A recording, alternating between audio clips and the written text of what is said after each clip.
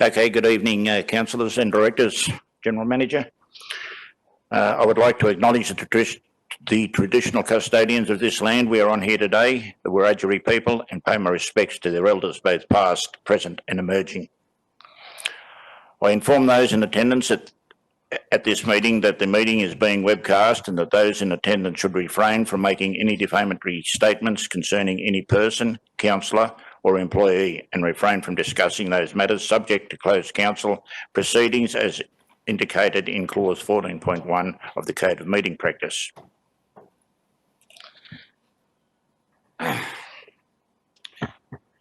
I noticed that there's one councillor not present this afternoon, and it's Mr. Joe Smith, Councillor Smith.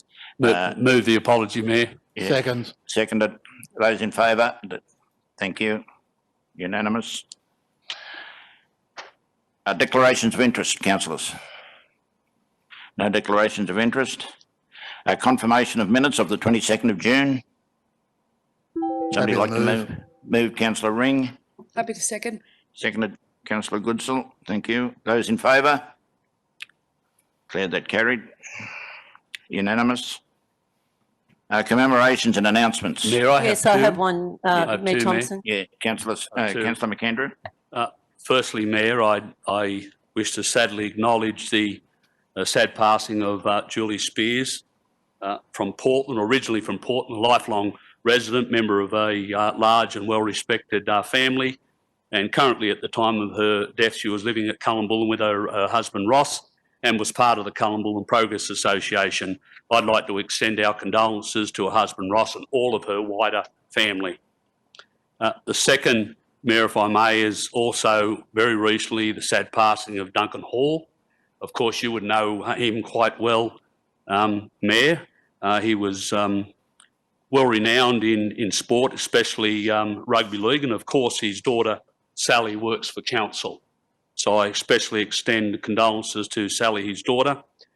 Mayor, he was also worked, as I understand it, in the coal mining industry in the 1 or 2 or 3 mines all of his working life. That's very rare in this day and age. He worked over 45 years in the coal mining industry in this community.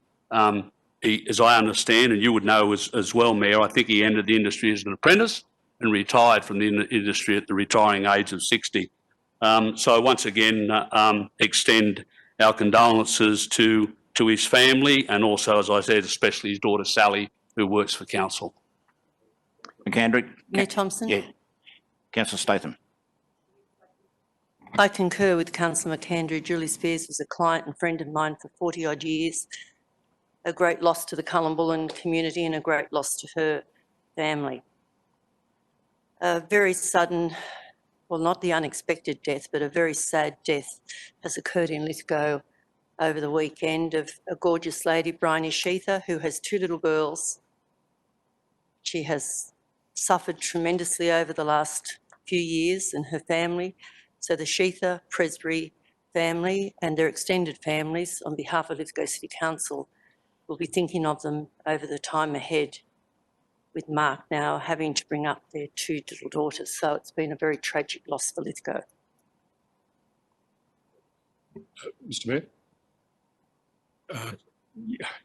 Thank you, Mr Mayor. I'd like to advise the council that Dr Kim Fields died last Friday. Yes, he was 97. He was a doctor in what I call the top surgery for many years, along with Dr McEnroy, Dr Mackay and my father, and he was a fine surgeon. He arrived in Lithgow in the 1950s from Japan, and coming here so soon after the Second World War cannot have been easy for him, but he fitted into our city and he remained here for many years.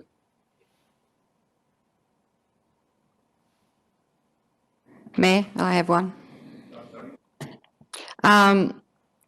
Last Monday, I received word that the Department of Regional New South Wales and Resilience New South Wales are looking to establish a statewide local economic recovery program. The details aren't clear, but I believe there's a commitment from the federal government to make funds available in the short term to assist with the economic recovery in bushfire affected areas.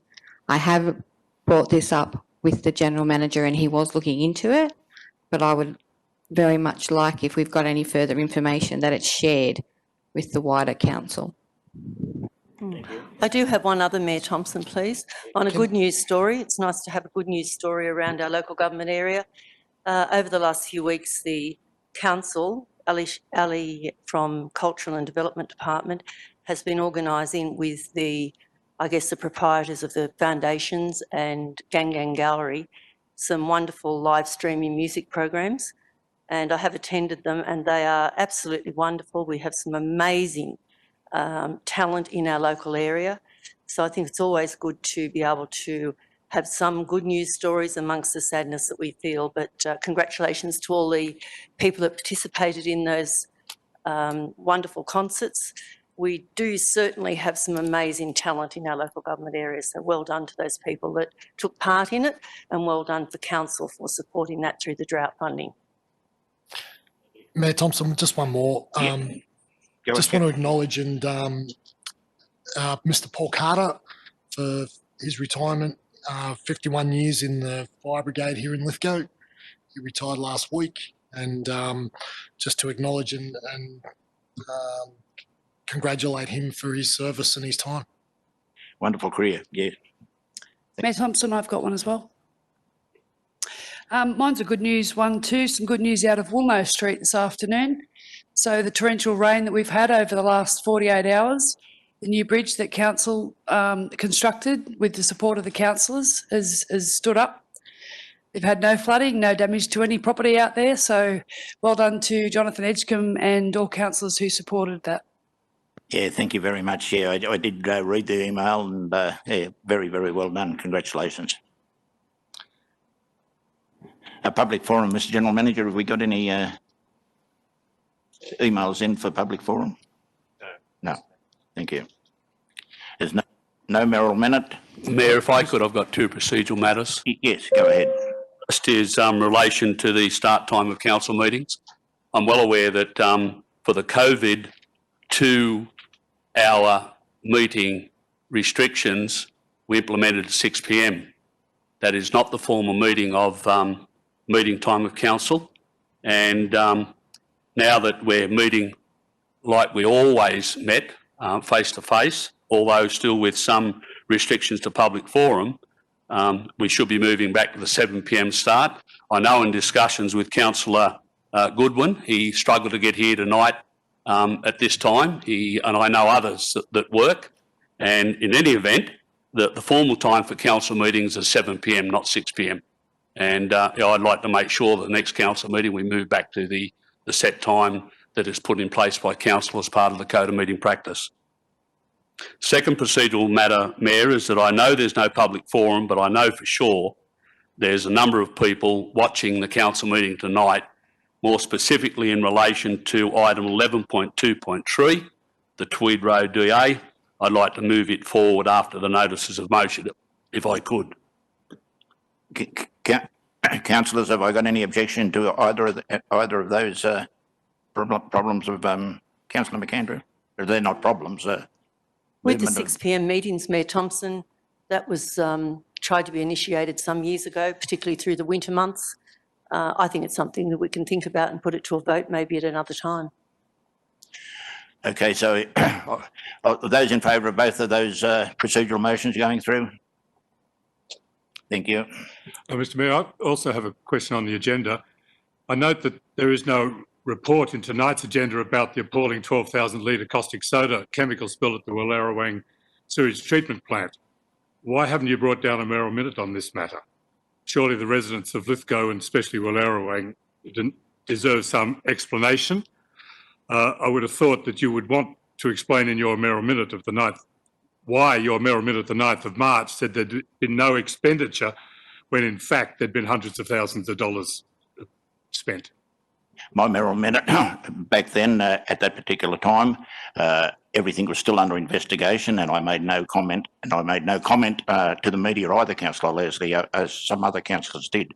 But as far as I am concerned, the the public have been made fully aware of what happened out at Wallerawang.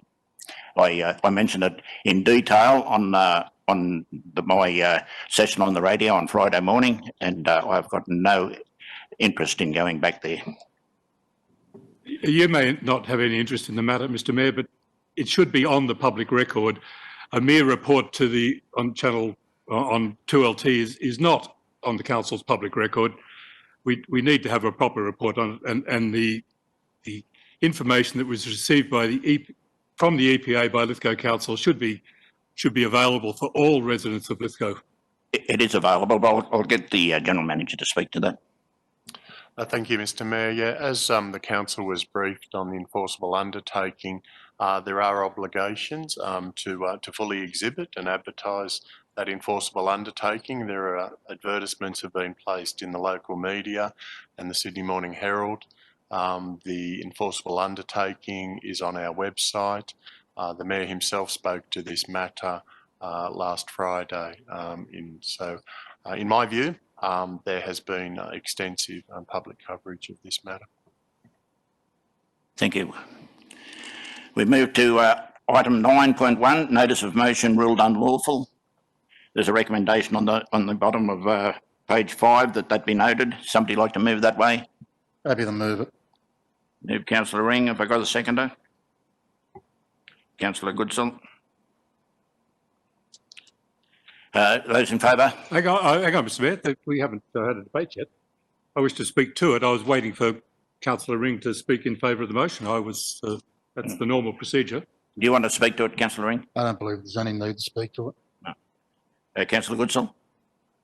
Yep. Councillor Leslie. Thank you, Mr. Mayor. I have a question for the General Manager. It states in the report there that the business proposed by the notice of motion is, or the implementation of that business would be unlawful.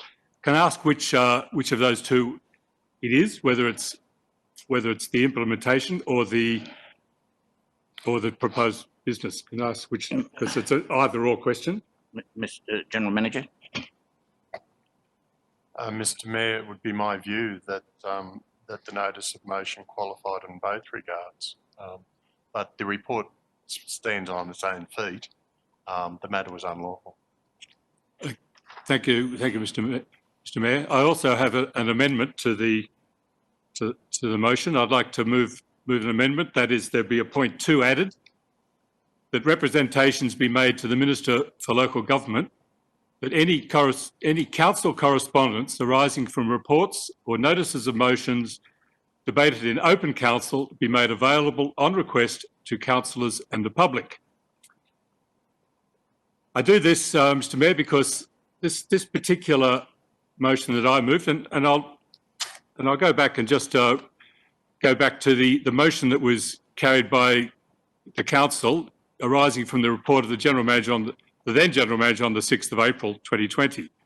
The motion was the council write to all media outlets under the signature of the Mayor and Deputy Mayor advising of the deliberate attempt to mislead both media and the public. And 2, in this correspondence, the media be requested to verify with the Mayor or, in the Mayor's absence, the Deputy Mayor as to the veracity and factual content of any media interview. And 3, that goes on, and in 3, that in view of the incorrect assertions made by the party interviewed, and you'll note there's no name in that, but no name mentioned there, that the Office of Local Government be advised of the circumstances leading up to and resulting in public and media being misled on this issue.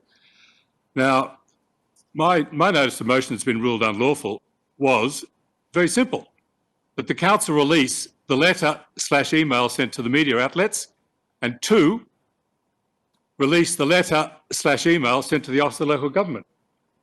Now, these letters to these areas were sent in the name of this council. Councillor Leslie, just to interrupt, I've heard your amendment. I need a seconder. Happy to second. Now, these letters signed by yourself and Councillor Ring are motions debated in open council from a matter a report arising in open council, and yet the councillors, those who voted for it and those who voted against it, it's written in their name and in the name of the people of the citizens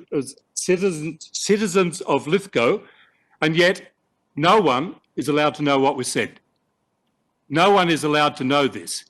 We don't know what was said. We don't know what it is you said. We do know that the Office of Local Government has already come back and reprimanded, yourself and Councillor Ring for comments made in this that were inappropriately done and should not have been put there. They should have been put in a proper formal manner, but you chose to do it via an email or a letter to the Office of Local Government. Now that is, in my view, totally inappropriate, and it's completely wrong that councillors and the public do not know what's happening.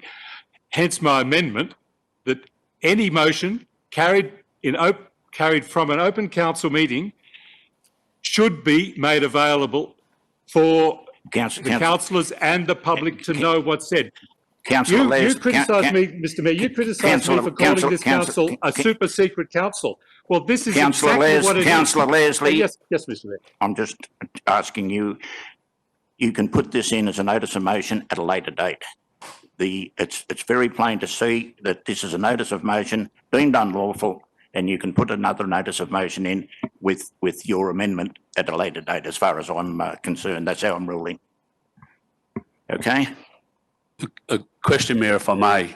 I'm not going to the whys or wherefores of what's been proposed, and I take that what you've put forward is a proper and appropriate way. I would have thought, though, the two letters sent under your hand or the previous general manager, certainly copies of those, all council are entitled to receive copies of those, because that was a decision taken in council chambers.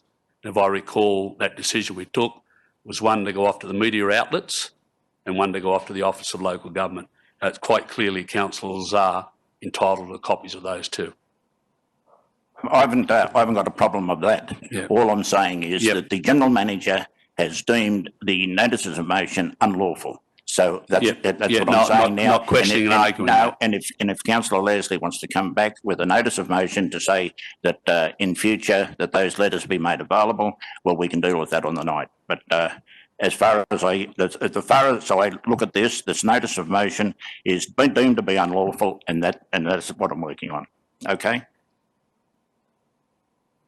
So there was an amendment. I'll put the amendment. Those in favour of the amendment? I declare it lost. I then go back to the motion, Councillor Ring, moved by Councillor Ring and seconded by Councillor Goodsall. Do you need to reply, Councillor Ring?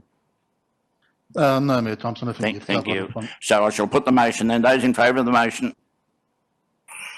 1, 2, 3, 4, 5, 6.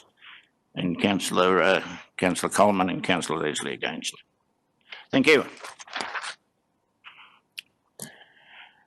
Notice of motion, road naming, Councillor Coleman. Mayor, I'd like to change part of my recommendation. Do I do that now? Or, Yes. Or after it possibly gets seconds? I'll hear it and then I'll ask for a seconder. So that council supports the naming of this road Pick Pony Lane, Clarence, which provides access to the properties off Chifley Road, Clarence. This proposal will be placed on public expedition for 28 days, full stop. If no submissions against the proposal are submitted, council proceed with the gazettal process of the name and notify all residents and emergency authorities accordingly. Thank you. Have I got a seconder? Mayor Thompson, you're happy to second it, but I'd need clarification on the legal process. My understanding is that the Geographical Names Board has to name. Okay. Moved Councillor Coleman, second Councillor Leslie. Councillor Coleman. I'll start with the reason why I changed the motion. I was given advice by Mr Muir to do so. So I trust that he would cover all illegal aspects of that question. I haven't finished, Mayor. This is an opportunity to provide a family some security. They have had difficulties ensuring that emergency services are able to locate them. It is also great that we have an opportunity to acknowledge the pit ponies used in the mining sector here in Lithgow. It's a piece of history or heritage, whatever you wish to call it. These particular couple came to me. They wanted to do this for a while but weren't aware of how the process would run. So I took it upon myself to do it on their behalf. This is about ensuring a little piece of history is right here in Lithgow, and it's a great opportunity for this family and to ensure security. Councillor Coleman? Yes, thank you. Councillor Leslie? I don't wish to speak too much to it. I just would recommend that Councillor Coleman just call it Pit Pony Lane, Clarence being the locality name, so we wouldn't want people just to get confused as to being the name is Pit Pony Lane Clarence. But apart from that, I'm very happy to support this motion. Thank you. Councillor Ring? Yeah, Mayor Thompson, look, I have no problem with the naming of this road. I just like to point out this is a private road, and speaking to Mr Edgecombe today, private roads can be named. We can name private roads, but it does not place us under any future obligations to any maintenance on this road. But I do agree that it is, if it's important for emergency services to find them, then yeah, totally agree. Any other commentary, Councillor? Yeah, Mayor, if I may, I support the notice motion as well. Had the same question that Councillor Leslie had. I know Clarence is right up on the top of the hill. I didn't think it extended all the way down to the bottom of Rivulet Hill. The bottom of the where it joins Lithgow. So I think it's just appropriate that it just be simply named the Pit Pony Lane and leave the word Clarence out. Got a problem with that, Councillor Coleman? It is actually in Clarence. There is actually a sign that Andrew G organised for this couple to be at the bottom of Scenic Hill. It is actually gazetted Clarence. But I have no issue with taking the word Clarence out as long as the emergency services can find them. That's what it's about for me. Because I've lived here all my life and I thought Cornytown went right up to the bottom of... No, it's not. I've done a lot of research on fair this. enough. Yeah. Okay. Any other commentary, councillors? I just want to... right to reply, okay. yes.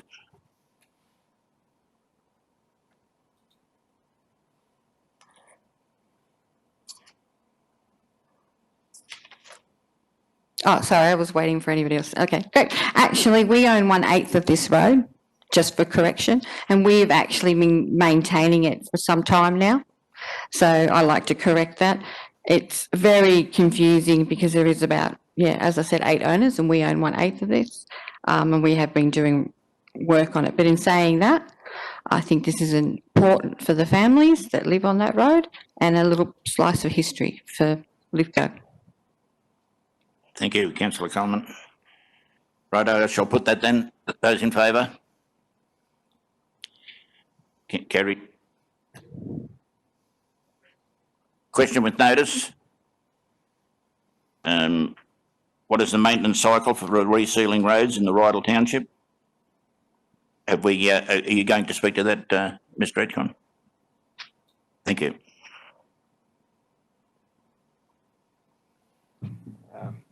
So in relation to asset management of the roads within the Rydal Township, there are 2 components to resolving outstanding maintenance issues. Firstly, assets must be inspected on a regular basis, and then maintenance or improvement performed thereafter.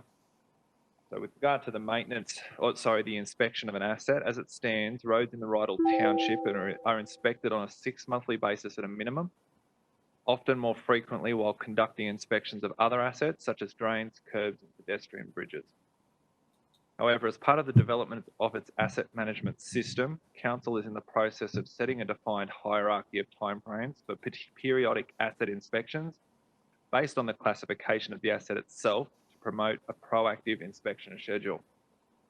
This will mean that standard inspection timeframes will be defined, with high traffic roads being inspected more frequently than their low traffic counterparts.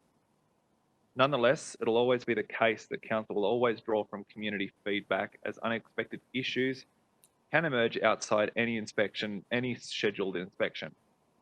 Once council is informed of an issue of concern, inspections occur according to their assessed priority.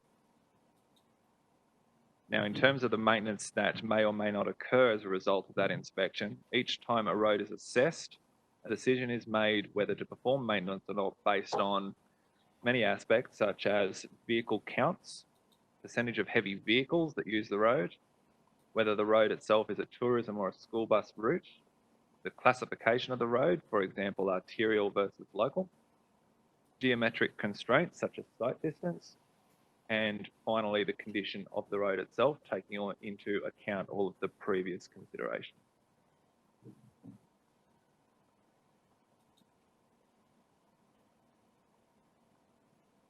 Yes, thank you, Mayor. I believe that will be in the minutes anyway.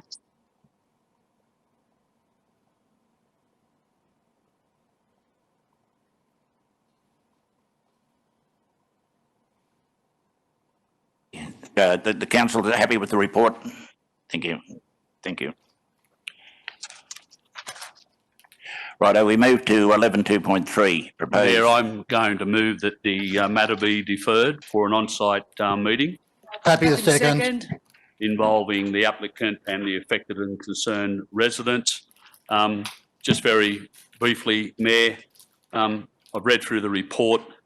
There's some things that even the staff are uncomfortable with, if I'm reading the report right.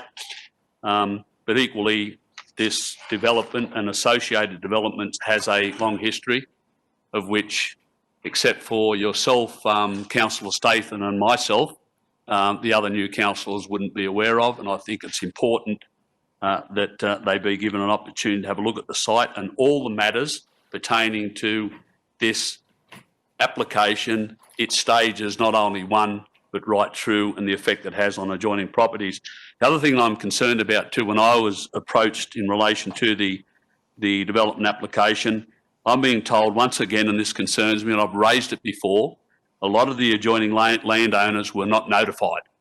Now we need to fix this. We need to get that done. I'm advised, and I think other councillors were advised as well, that a lot of the affected landowners were not given notification of the proposed development application.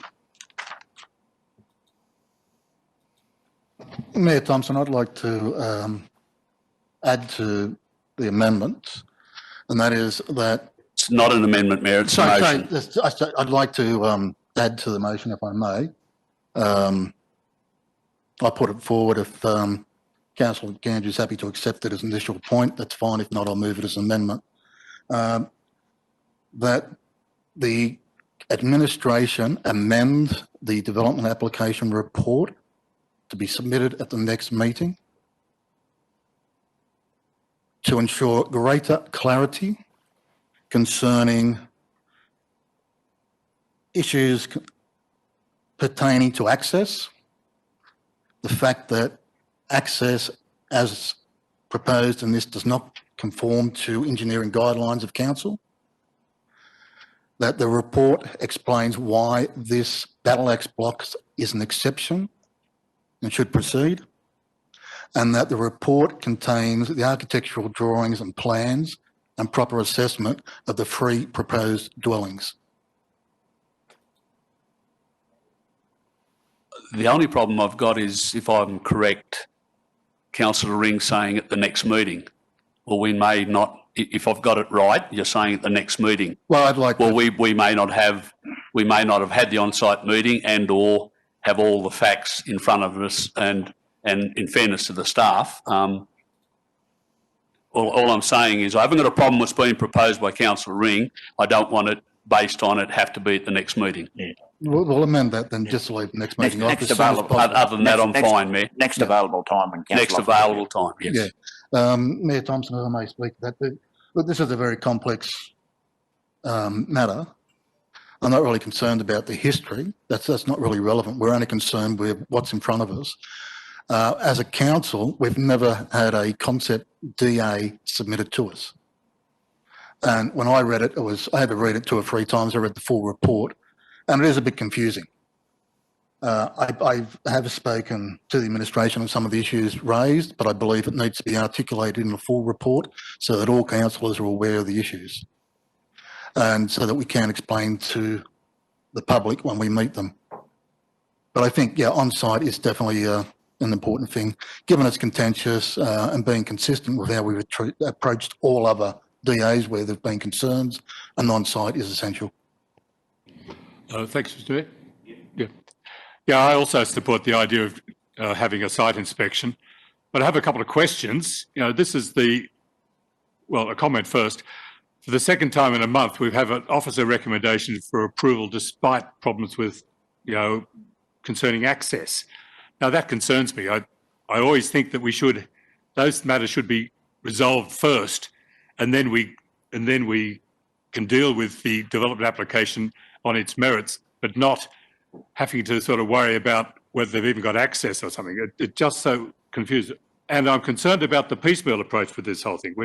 We've got stage 1, which is what we're dealing with now, but there's stages 2, 3, 4 coming on. And now I'm just not sure exactly how council can sort of consider this in such a piecemeal approach, and that bothers me.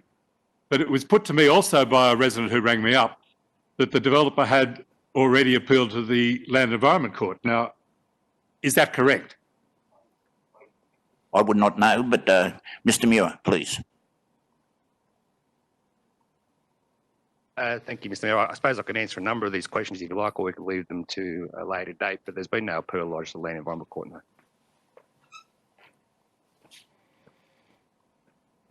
Any other commentary, councillors? I have a question for Mr Muir, through you, Mr Mayor. Yeah. Can I just ask why exactly this has come to council? Why it's come to us at the moment? Mr Mayor. There were 3 reasons in the end. The application wasn't called in. The issue that I didn't feel comfortable with was that the council has engineering guidelines which outlines a maximum number of lots that come off a right of carriageway. Now, at face value, for Torrens title lots, that is 3. Now, it is a guideline. It is not, whilst it has been applied, it is something that doesn't have any legal weight. However, and also what we're talking about here is a combination, and it is a very, very complex application in that it involves Torrens title lots, it involves strata title lots, and it involves built development. So it is very confusing. However, having said that, I didn't think it was right that particular part of the matter should be determined under delegation, as I thought that it would, at least on balance, go outside my delegation. The second issue, which really meant that it had to come to council, is that there is a voluntary planning agreement proposed, and that authority for the voluntary planning agreement to go on to be at face value approved and going submission is a matter for the council. So that comes in at the same time as the DA. So consequently, it really has to. The third matter is, whilst there were submissions, and on balance, the staff believe that those issues raised in submissions can be addressed through conditions of development consent. And whilst this application, and I very much agree that this matter has to be considered on its merits, we are aware, of course, that this issue does have a history and has, of course, caused a great deal of angst previously. And that was the other reason why. And just by way of comment, I did check the notifications this afternoon. It was notified as far as Buttress Place, Tangent Street, even though the development itself doesn't go anywhere near there per se. And those parties that did make submissions were certainly advised that the matter was coming to council. Mr Muir, is that the people in Tangent Street, were they notified? I know that this particular development doesn't. Yes. They were they? They were notified of the application, unless the only thing I can't say when I read the documentation on council's file is any reason that through I suppose the postal system that it didn't reach them. I can't comment on that, but it certainly was sent. Yeah. Thank you. Any other commentary before I ask Councillor McAndrew? Councillor Coleman? Look, yeah, I agree with an on-site inspection. Clearly, this application is very confusing. I mean, 1 minute it's saying that it doesn't comply with council engineering guidelines, and then it's saying development application to be approved subject to conditions. I've also had contact with residents as well and spoke to a number of them. My question is, if this gets through, and I'd say it will do, how will the residents be contacted in regards to the on-site inspection? Will they receive a letter or will someone pick up the phone? Mr Muir, once again. Well, firstly, I'd probably have to clarify the council would like all parties who were originally notified, not just those who made submissions. Well, the standard response there would be by mail, except for those that did make submissions that we have their email addresses. I would believe it would be the majority of Tweed Road there, the early part of it anyway, yeah, and end up in the Outer Crescent area. Yeah. Yeah, I need to make a couple of closing comments, Mayor, just based on a number of the comments made by councillors and Mr Muir. Yes, I'll do with Mr Muir's contribution first. This wasn't called in, but I can tell you it was called in before. And an application very similar to this one was called in before. Let's be very clear about that. It may have been some time ago, but the facts still stand. I raised the issue of history because I thought it was appropriate, in fairness to the new councillors, to be given the opportunity of on-site meeting to not only talk about the development, but the stages of it as well, the total history, the total stages, the total impact of this, because as you recall, Mayor, during when it was first dealt with some years ago, there was a lot of matters, including Tangent Street, and whether it was an access or ingress or egress. And I can't tell from what's in front of me whether at some given time in the future, Tangent Street will still play a part. So it's important that all councils get the opportunity to have a good look and talk to as many of the affected residents as possible and get all the information in relation to all of the application and all of its stages. Thank you, Councillor McAndrew. I shall put that then. Those in favour? Declare that carried unanimous. Thank you. We go back to 11.1, Local Government New South Wales Annual Conference. Yeah, I'll move that. Moved Councillor Goodwin. I'm happy to second and I'd like to go. Goodwin. And Councillor Coleman. Councillor Goodwin. I'd just like to nominate Councillor McAndrew to attend the delegation with your approval of appointment, if passed, if you'd like to go. Especially the location of it now in the area it is, gets an opportunity to have a talk to a lot of those local government areas regarding coal mining and coal-fired power generation. I've just got a question. In the commentary, it says in previous years, the Mayor, Deputy Mayor and 2 other councillors have been nominated to attend. In the recommendation, it says appoint the Mayor, Deputy Mayor and another councillor. Just wanting to know how many are going. I don't think that you would knock anybody back if they all wanted to go, really, but in the past, about 4 or 5 have gone, I think, as far as I understand. Sometimes only 3 have went.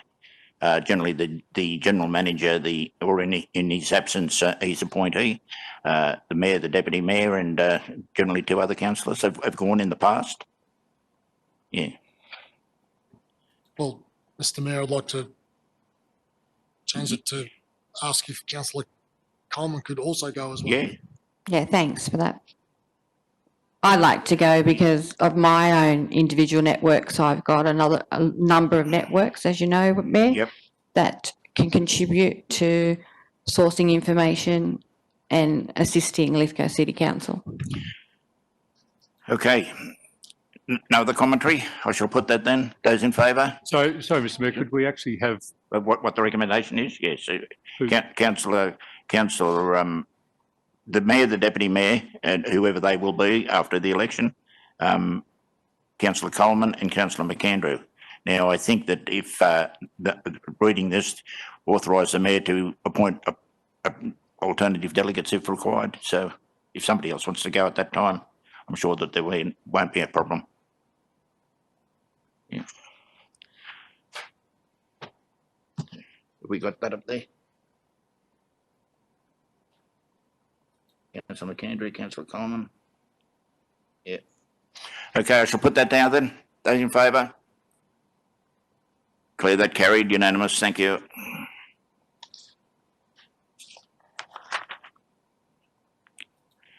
Uh, 11, 2.1, dual occupancy, 12 Cora Street, Maringaroo.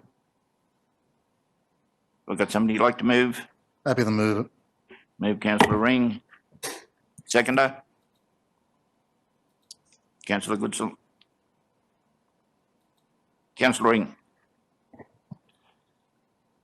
Mayor Thompson, look, I support this. We've actually approved this type of development previously in this location.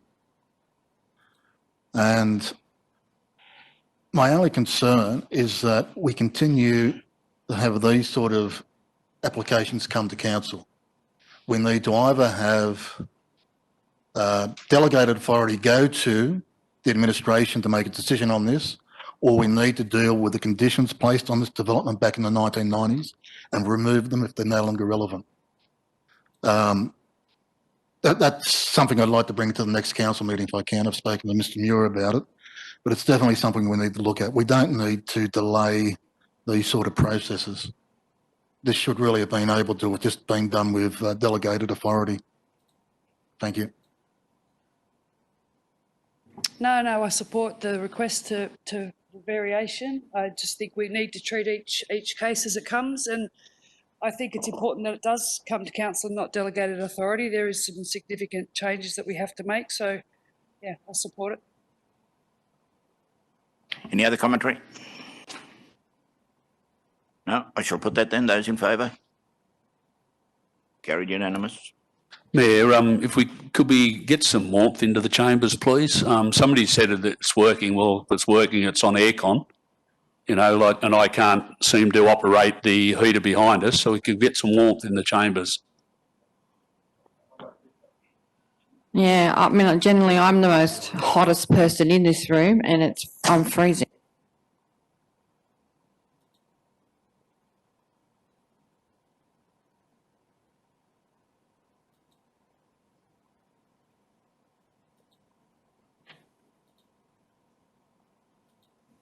Councillors, just while we're pausing, we're just watching the circulation of the air, trying to respect you being comfortable, but also we're wanting to minimise the circulation of the air, given that coronavirus is an airborne disease. So we're trying to strike that balance.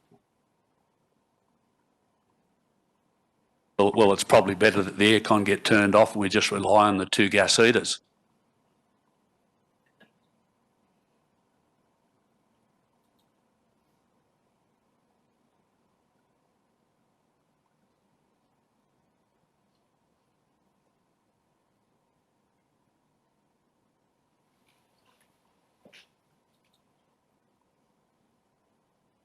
I'll move that way, thank you. And I'll second that, thanks.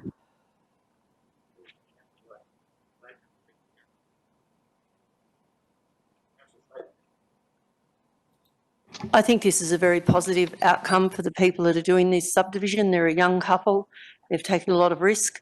I think it's has caused a little bit of controversy perhaps in neighbouring areas with a few different things that have gone on during this process. However, I think that it's looking good. I had a look at it today. I think it's looking really good. And I think the wonderful thing is that our voluntary planning now will end up with, I did a bit of homework, I think $62,000, which I think is great. And may I ask Mayor Thompson, without notice, the voluntary planning agreement that's going to come from this 19-lot subdivision, can I ask where that may go? Do you have any ideas as to where that may go, Mr. Muir? Or I'll ask Mr. Muir, but I think that no decision is made on those type of things until I would just like to know if it's going to be in Portland. as it Mr. is a Mayor. Portland subdivision. Thank you, Mayor. The VPA, as it's termed at the moment, doesn't specify any allocation apart from community facilities, etc. Of course, the council can, by resolution at any stage from here on in, if it wishes to, by resolution, seek that the funds go to community facilities in a certain area. That can happen. That can happen by resolution, or it can perhaps happen by a report that the staff bring back. I do hope that the council may support me at the next meeting. We desperately need a decent set of swings for the families in Portland. We've really have got an atrocious set of swings with the new shade cloth over the wrong swings. So I think that money would be absolutely very welcomed into the Savile Park area, where the rotunda is, for a wonderful set of swings for the locals. 62,700 to be exact is a great outcome. I look forward to the funds being spent in that particular area for the benefit of the Portland community. And if Councillor Statham does bring forward a motion, I'm more than happy to support you, more than happy to second it. Because I think that we do need more play equipment for the children of Portland. Mayor Thompson, could I move an amendment to this, or an additional point, please? Move an additional point. Okay, that's fine. That the voluntary planning agreement be amended to read that the funds are directed towards the Portland community.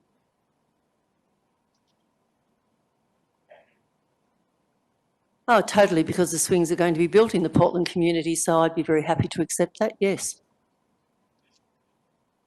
I would probably advise, Mr. Mayor, the principle's fine, but rather than actually amending the VPA, which has been on public exhibition, that it might be something more along the lines of that funds collected through the voluntary planning agreement be allocated to the Portland, something like that, rather than actually amending the VPA. Yeah, I'm happy with that, Mayor Thompson. Yeah, I'm happy to accept that as part of the motion, which I believe is going to happen. So.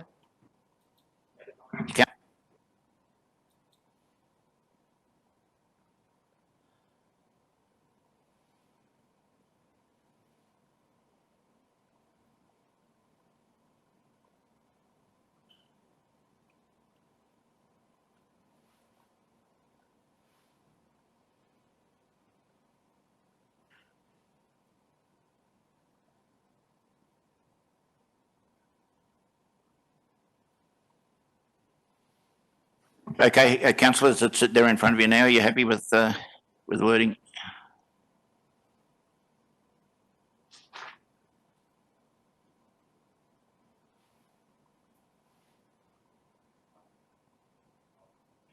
Excuse me, Mayor Thompson, a question without notice there.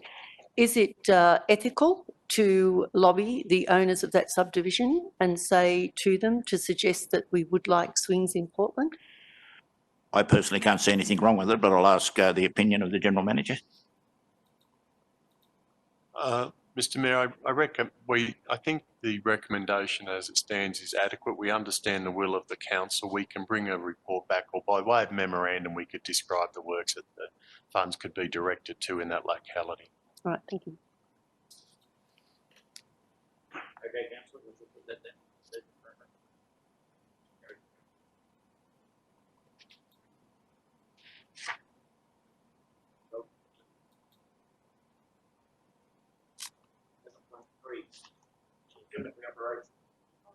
I'll move that way. Happy to Mayor second. Happy to second.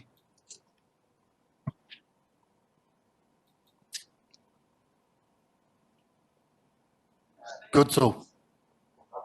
Good so.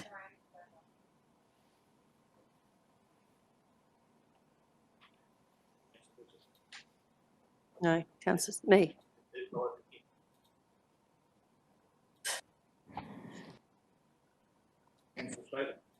I think the information session last week was an excellent way to view our ideas as to what we think and what not is appropriate for cemeteries. And I think that it's now been stated in a policy where people can clearly work out what is and what isn't appropriate. So I believe it's a good report. I believe that there are things in there that will be slight changes, but the changes will be for the better, and the security of people knowing full well when they book a grave site, if they would like to, they have to mention it. So I think it's all in there. It's a good report, and I think it's something that is necessary to refine things long term.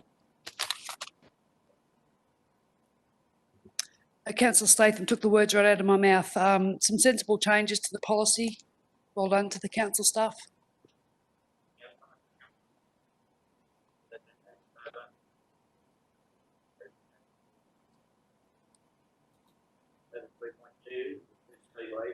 Happy to No, I'll move, Mayor. second. Happy to second. Yeah, Mayor, I think it's fair and it's consistent with what we did with the Tony Lucchetti Sports Ground. I think it's appropriate and I support it.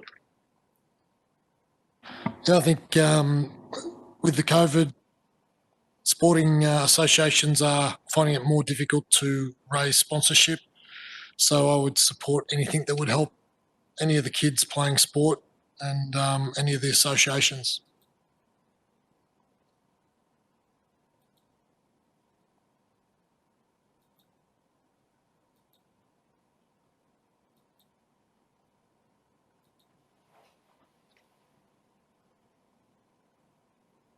I'm happy to move. I do have a question.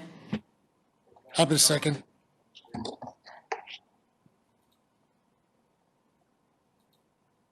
Thank you, Mayor. I note that there's a breakage occurred with FRWS. I'm assuming that means Fish River Supply.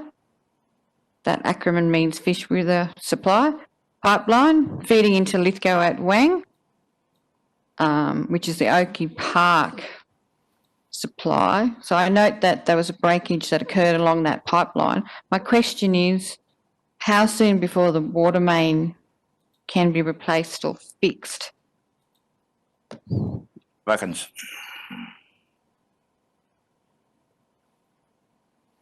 Through you, Mr. Mayor. At this stage, Fish River Water Supply through New South Wales are still preparing the appropriate project documentation, and they haven't made a time frame for the replacement of the pipeline. Once I do get some advice as to when that project will commence, I will go. While you're there, Mr. Buckins, the catchment, did the Oban Dam pick up any of this? Are you aware or not? Haven't received a report, but my understanding is that they're getting as much rain out there as what we're receiving. Yeah.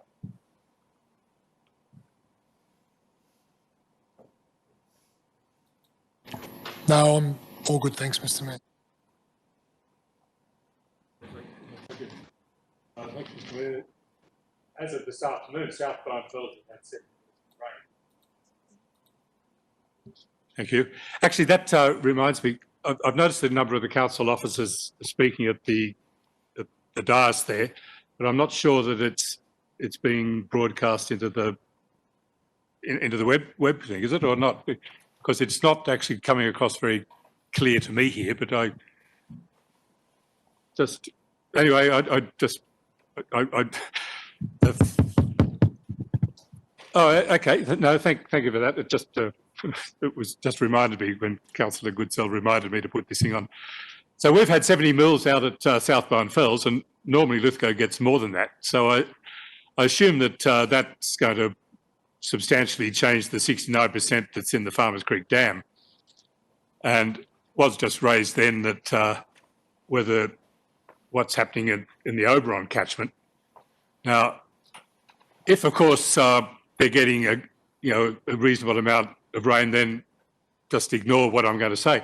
But if they keep being in their rain shadow that they've been in for the last 8 years, and of course they're now down to so close, we might need to think about bringing in water restrictions for Lithgow, just in case, being prepared. So I'm just throwing that in as a thought that we might need to keep that one in mind. If there's substantial rain at Oberon, well, just let it pass until the next water report in next month or 2 or 3 months' time, when we might need to revisit that. However, I note at the bottom of page 22, where it says treatment plant monitoring results, that the May results were not published. Now, so be it. But does this failure not to publish, does this add to the 540 incidents of non-compliance and the 6 penalty notices that the Wallerawang STP has been issued with between year 2000 and 2018? That's a question. Mr. Buckins, but I think the question's answered there. It says due to an administrative oversight, but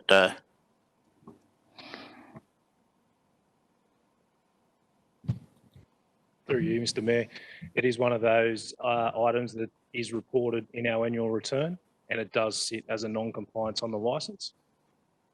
Yes.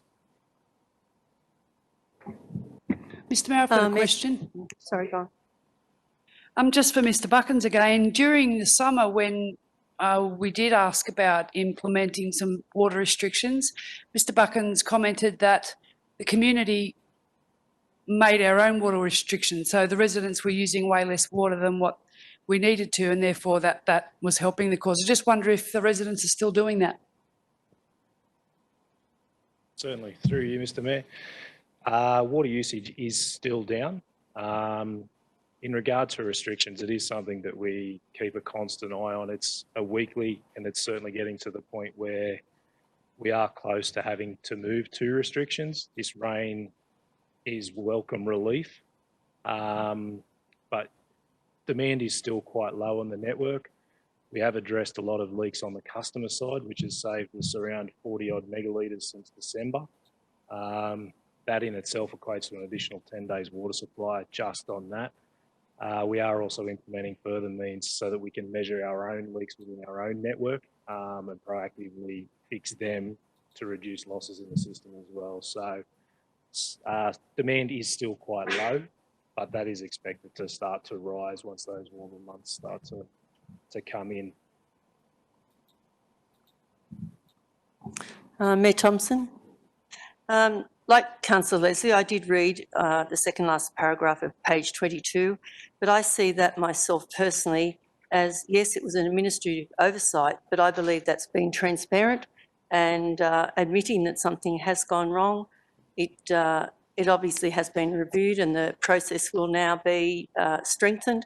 And I see that as something quite good. That's we all make mistakes sometimes, but I see that myself as something that's, you know, there may have been an oversight, but I think it's good that it's transparent and been in the agenda tonight. Through you, Mr. Mayor, just to add one thing in regards to the reporting of non-compliances. Council has a history of over-reporting non-compliances where we haven't actually necessarily had to report them as a non-compliance. We've been overly open and transparent with the EPA, but anything that you report as a non-compliance is listed on the public register and is held against you in its entirety. So yes, whilst they do show us a lot of non-compliances, a lot of them aren't necessarily deemed non-compliant by the EPA, but that's just how we report. Mayor Thompson, if I could, before he leaves, could I ask why? Why do we do that? Legal requirement to advise them of a if it's not a non-compliance, why are we advising? Certainly through you, Mr. Mayor. It's a bit of a catch-22 in regards to whether you do or you don't report. Better to report and not have to than not report and then be found that you haven't and then be guilty of an offence. It's not an offence to over-report and be transparent, whereas if you do happen to miss it, it is then considered an offence. Glad we're a thank you. Mayor, I had a similar question to Councillor Goodsall. If I'm reading the bottom of page 19, and I'm just quoting from it, where it talks about restrictions, and I quote, "This means that Council is managing water demand in accordance with the Fish River Water System Drought Management Strategy." So in other words, what was reported by Mr Buckins in the summer months is still occurring now, where the residents are managing their water well.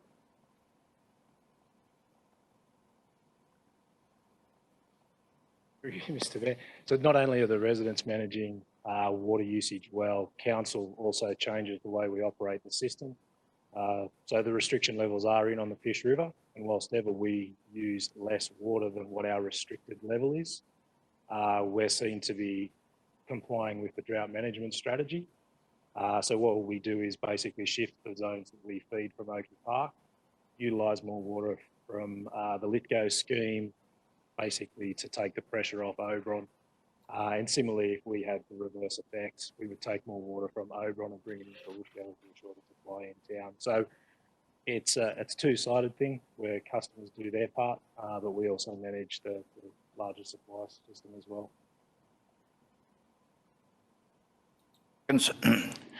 Councillor Coleman, right to reply. Thank you, Mayor Thompson. Who would thought that the water report would be so exciting? I do have another question for Mr. Buckins. I note that there was 4 breaks during the period of 12 June to 16th of July. Are they due to old water pipes, and were the residents advised in a timely manner? Mr. Buckins. I'll have to take that on notice. I was off on a period of leave for 2 of those weeks.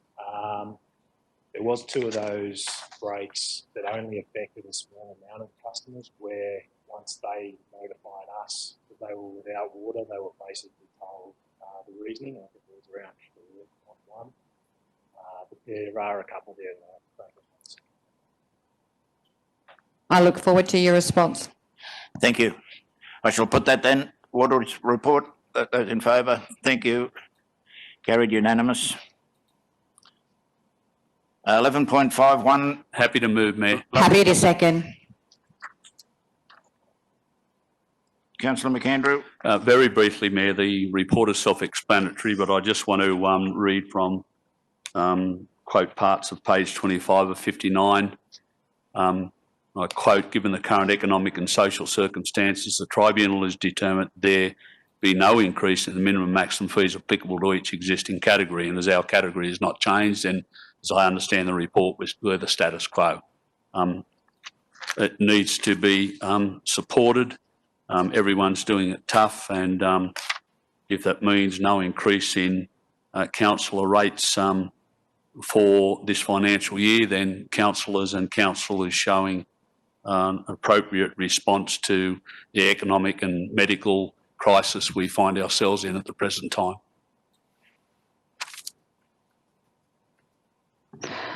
I support the recommendation. It would be irresponsible if councillors' fee was increased. We have nurses who are on the front line fighting for a pay rise, and they deserve it, and it's unlikely they will get it. A number of our residents have lost their jobs. I mean, I would rather see the funds directed towards community projects if we could direct that, but we can't. But I think we need to be ensured. Community expects us to not get a pay increase. Thanks, Councillor Coleman. Councillor Leslie. Thank you, Mr. Mayor. Just make a slight correction to what Councillor McAndrew just said.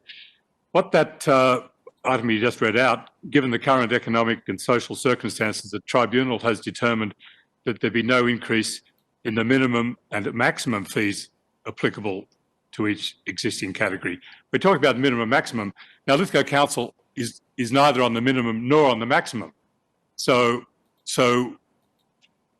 this council could, if we so choose, increase both the councillor fees and the mayoral allowance. But I agree that it's quite proper and that we are not doing that. So we're not in the way Councillor McAndrew applied it, as though we had no choice because we were on the maximum and therefore we had no choice. But it's not that at all. We could if we chose, but we're choosing not to. And I think that's exactly the right way we should be. Look, I concur with Councillor Leslie. This council's always paid councillors in the lower rate of the band. brain just went dead. Don't you love that?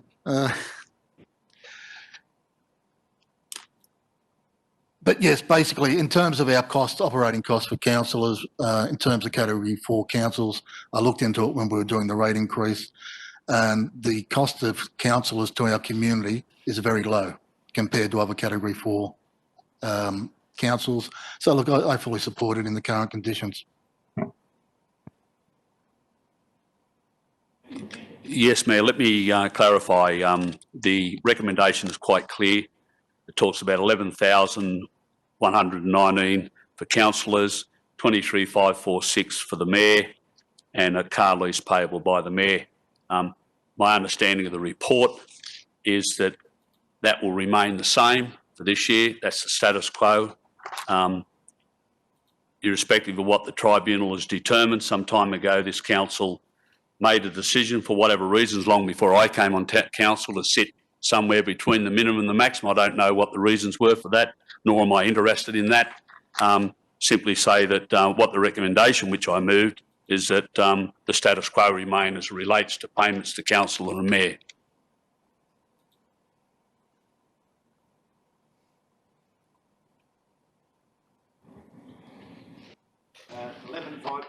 Mr Mayor, if I could, I'd like to move a procedural motion that we defer this item to and to be debated concurrently with the item 11.61, which is the delivery program. You'll find that a number of the words, etc., in this particular report are repeated in the delivery program, and I just think it would be better to have the one debate. I'm happy to second that.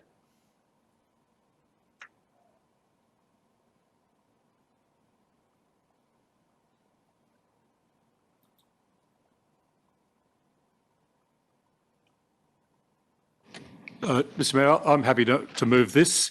And I'm happy to second it. This is something that I have raised in the past. There's swings and roundabouts in this. There's with regards to the residential rating subcategory, there's small gains for some and there's small losses for others. But generally speaking, for residential people, it tidies up an area that we didn't really need.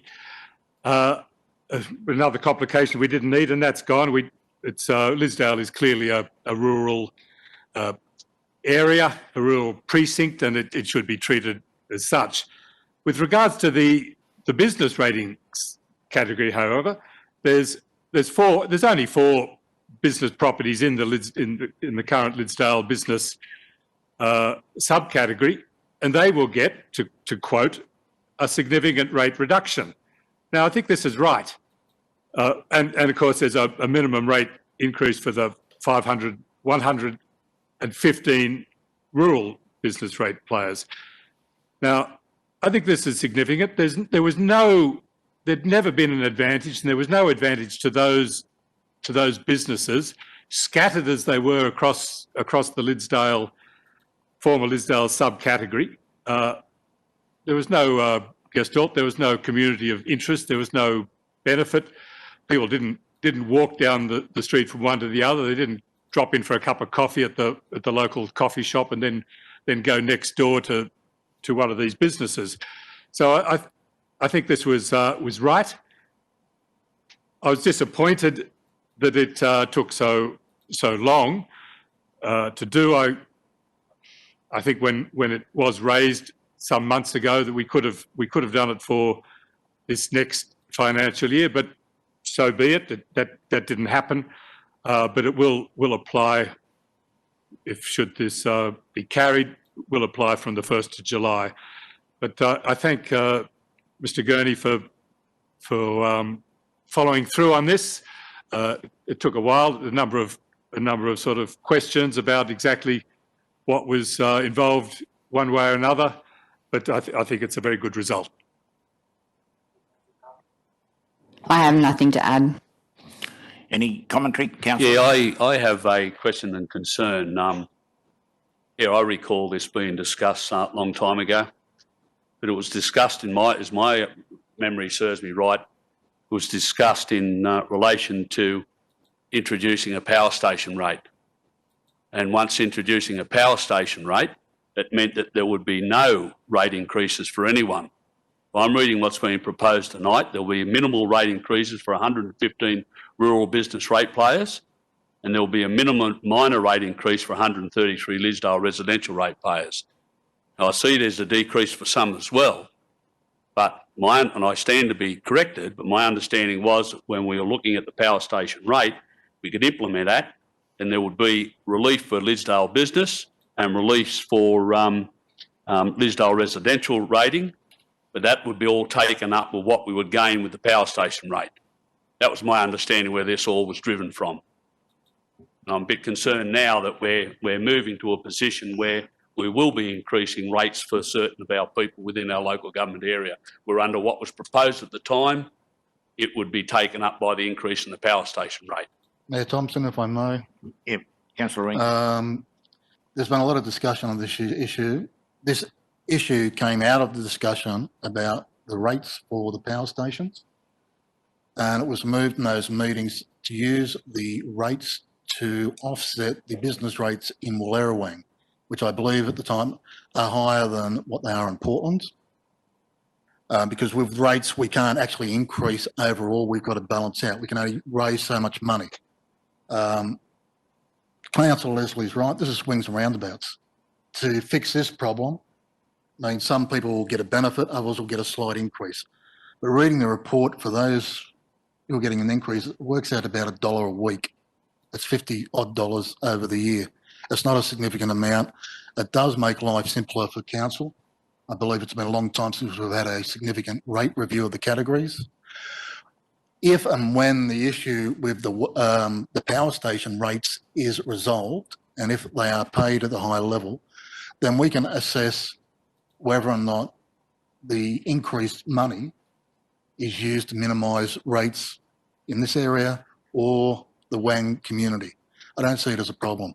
I think this is something that's gone on for some time. We do need to resolve it and move forward. I'll just get a commentary from Mr. Gurney. If he could just let us know where are we up to with the negotiations with the power station rating wise? Through you, Mr. Mayor, the energy generation business subcategory has been introduced from the 1st of July this year, only for Mount Piper as per Council's resolution, and we had no feedback from Energy Australia when we informed them of Council's resolution. And this is just from memory, I don't have the resolution in front of me, but with the power generation subcategory, the reduction in rates flowed through definitely to Wallerawang businesses and then also to the other business subcategories. So that has been implemented.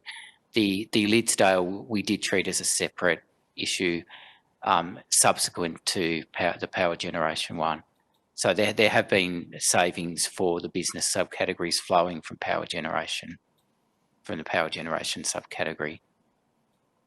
Oh, businesses in Wallerawang. Particularly for Wallerawang, we sorted out, as Councillor Ring mentioned, the difference between Wallerawang and Portland, and any other, there was a small amount left over that we distributed amongst all of the business subcategories.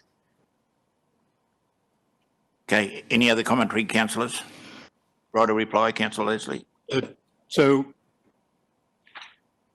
all business categories right across the city benefited in some way or other by the power generation rates that went to Mount Piper. That's correct. Right. So in effect, the Mount Piper power generation thing is not relevant to this particular item we're dealing with now. Therefore, I'm happy to stay with the motion as printed.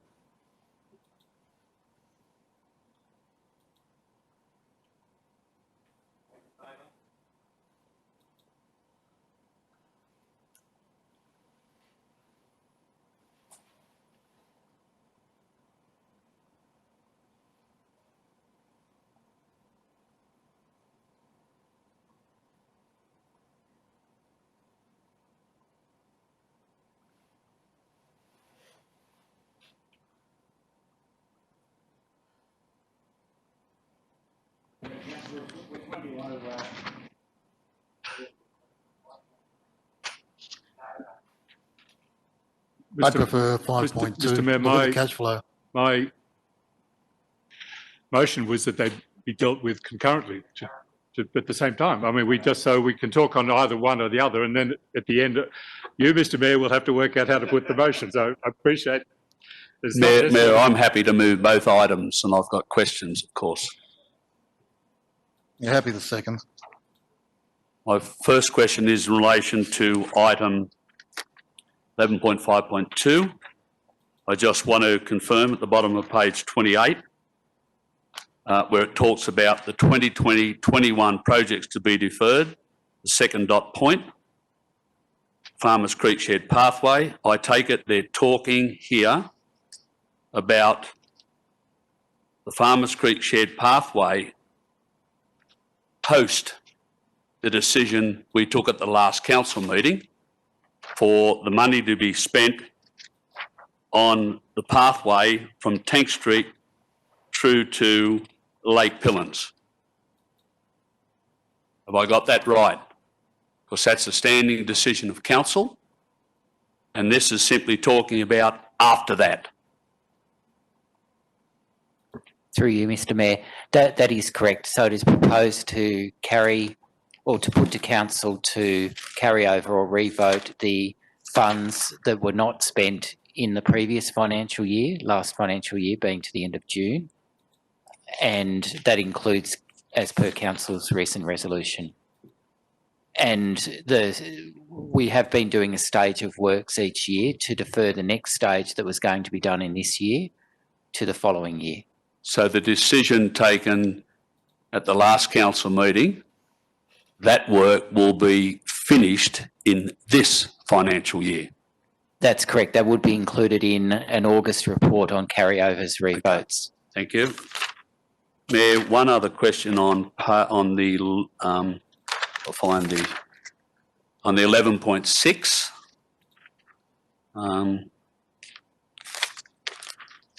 On page 35, we're under the heading Portland, and the second paragraph, stormwater drainage works to be undertaken in Scheidel Lane and between High Street and Long Street in Portland. I'm mainly concerned about Scheidel Lane. As I understand, the stormwater drainage will also be dealt with in 2021.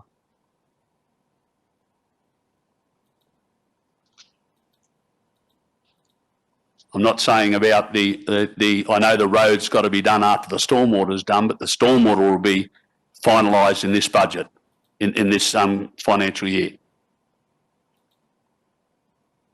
Through you, Mr. Mayor, I believe there's a few issues. The community request was with regard to the road and the stormwater, but the issue that needs to precede both of those is the water main supply, which needs to be renewed prior to any works regarding the stormwater or the stormwater or the road surface. Neither of those are in the operational plan this financial year in 2021, but I believe the water main reconstruction is. So once the water main reconstruction is complete, Scheidel Lane will be resealed and the stormwater drainage repaired in 21-22. But work will start on the main line in 2021. Okay, as long as it's moving along. Mayor, on that same document, on page 42, unless I'm reading it wrong, I understand there'll be no Halloween in 2020 the way we're going, or there may be, because at the top of page 42, they talk about an addition of 20k operational budget for the Halloween 2020. So I suppose my question is, I don't think we're having Halloween 2020. I thought that's been knocked over because of COVID. So can someone explain that to me, please? Mr. Mayor.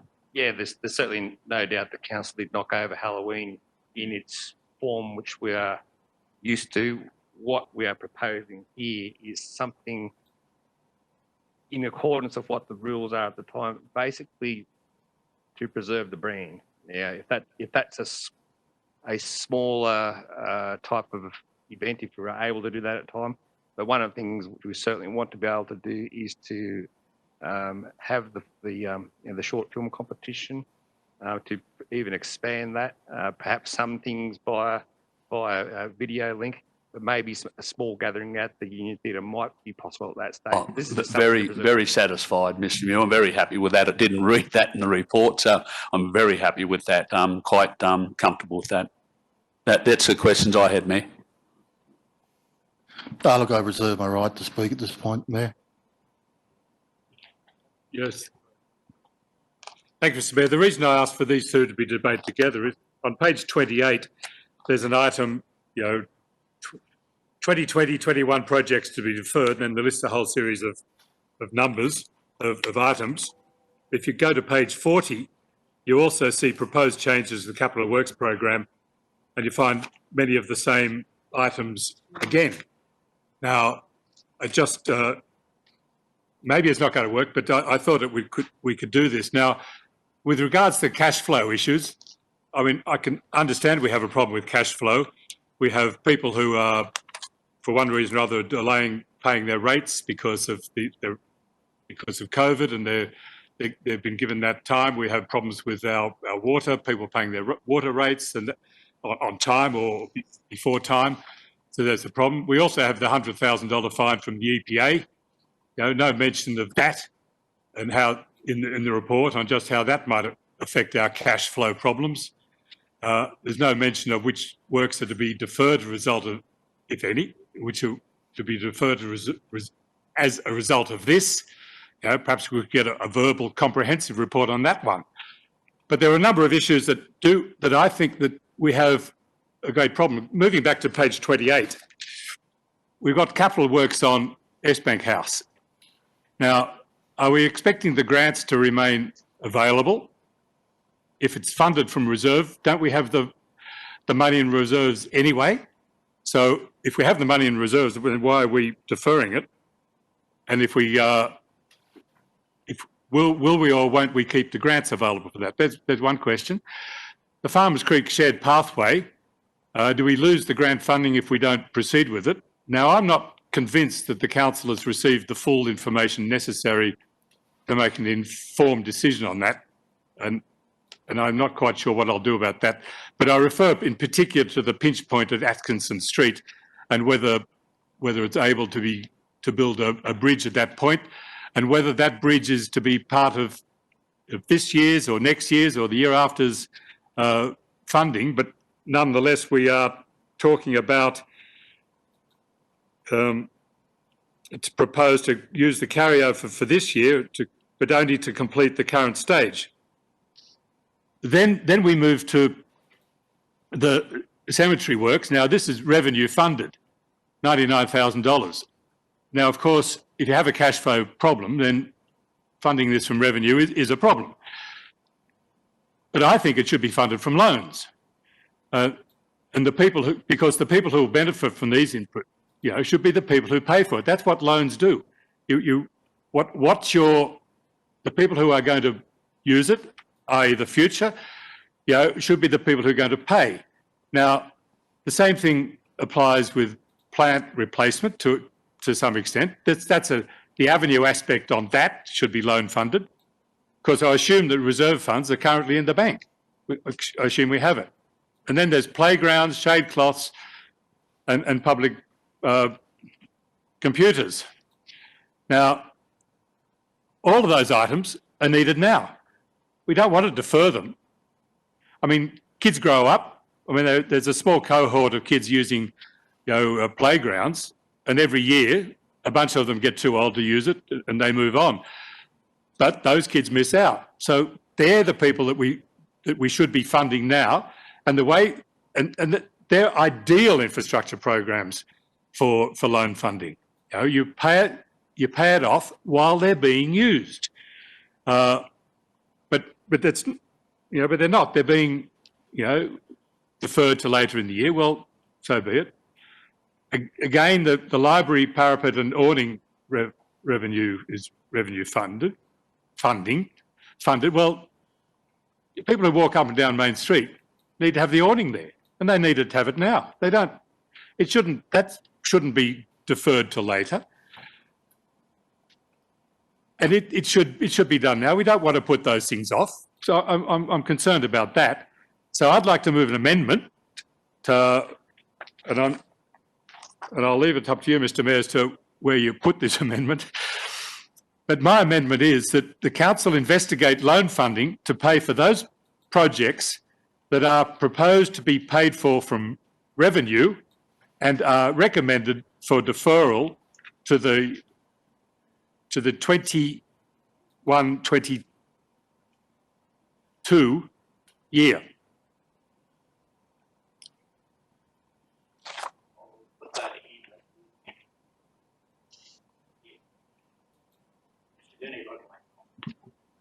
Through you, Mr. Mayor. The issue of loan funding for projects has come up from time to time in the last couple of years. In the long-term financial plan, we do have a number of, I'll go back to the beginning. At the moment, we do have capacity to borrow. However, in our long-term financial plan, we do have a number of major water and wastewater infrastructure projects which would push councils' borrowing capacity to the limit of as far as the Office of Local Government benchmarks go. So that is the reason that to date I haven't recommended any loan borrowings other than for the essential infrastructure construction works. We are planning to borrow funds, for example, for the Cullenborn Sewer Scheme. So that's where council's loan capacity, where the plan is to direct council's capacity to take on more loans. We'll also have a report coming to council shortly regarding a rebuild for the store that would potentially require loan funding as well.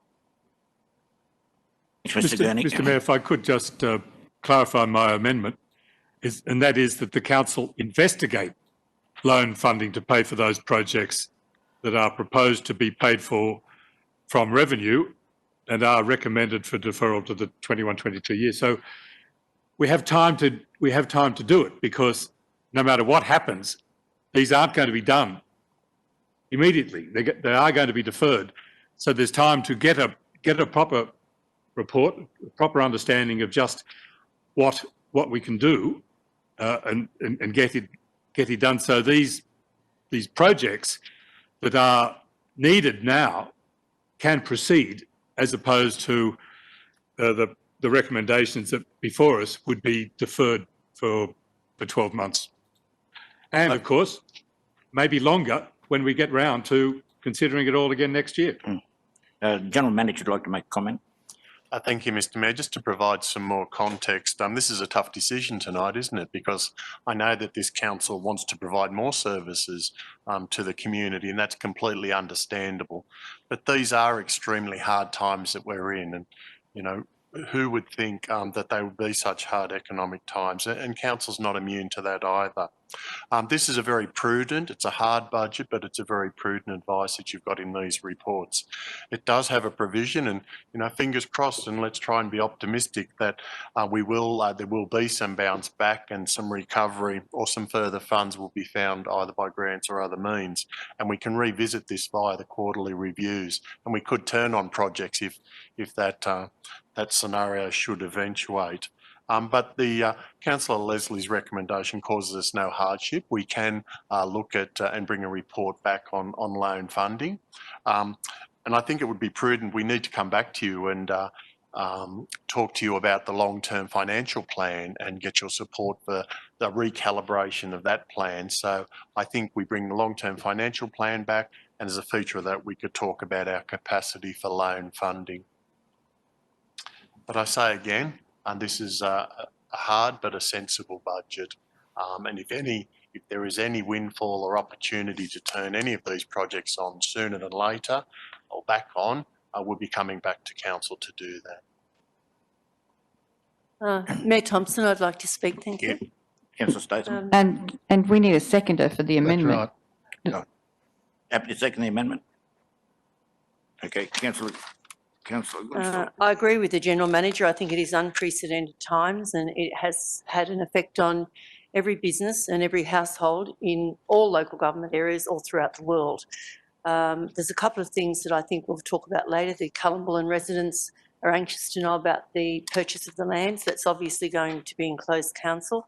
The other thing that I think is important to note that I'd be ever so pleased for all the people that have lobbied me over the last 8 years for the Thompsons Creek Road. I believe it is an arterial road and it is used when there's been detours on the highway many times. And I think it is it would have to move to one of the priorities for something in an area which is used dozens and probably hundreds of times a day. I realise there's a lot of roads in difficult situations, but that has been on and off the agenda for a long time. With Halloween, my understanding was I thought that we were going to defer Halloween in February. Was there a talk that we weren't going to have Halloween, or did I thought there was. Pardon?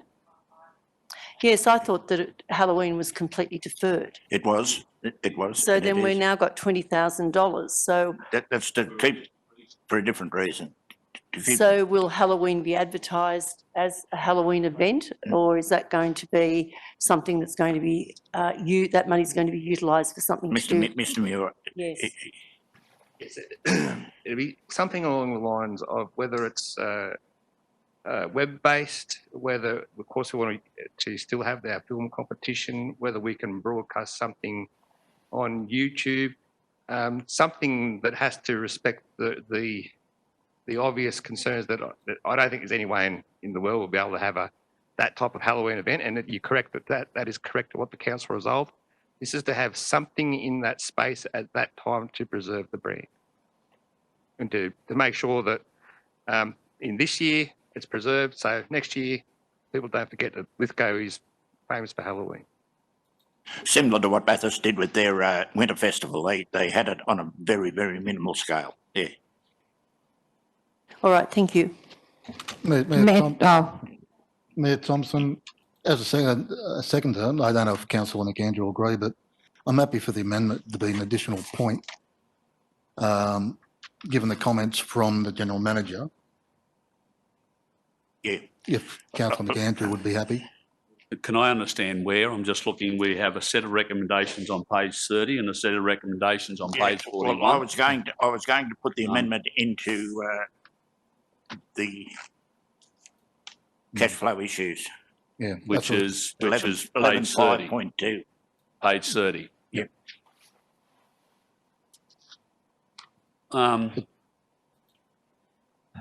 So what, you want to add another point, Councillor Ring? No, what I believe would be appropriate is the amendment that was proposed by Councillor Leslie is just included as an additional point.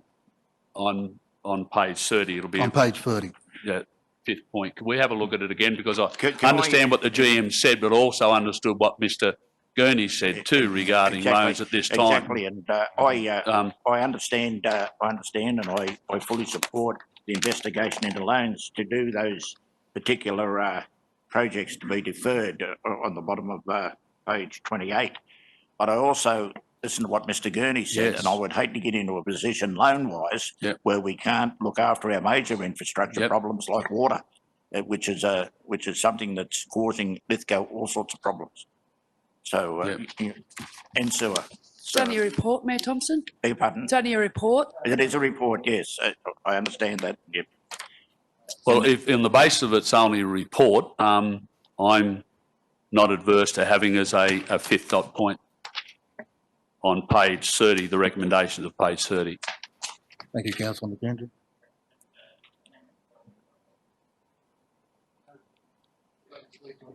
Yes, thanks, Mr. Mayor. I'm quite happy with that. Council is not the only organisation in this community that's doing it tough at the moment. Every business is doing it tough. Every family is doing it tough. What has been proposed by the administration is not easy. It's a difficult ask. It's a hard budget. Some items are being deferred to the next financial year. Some are being deferred until the second half of this financial year.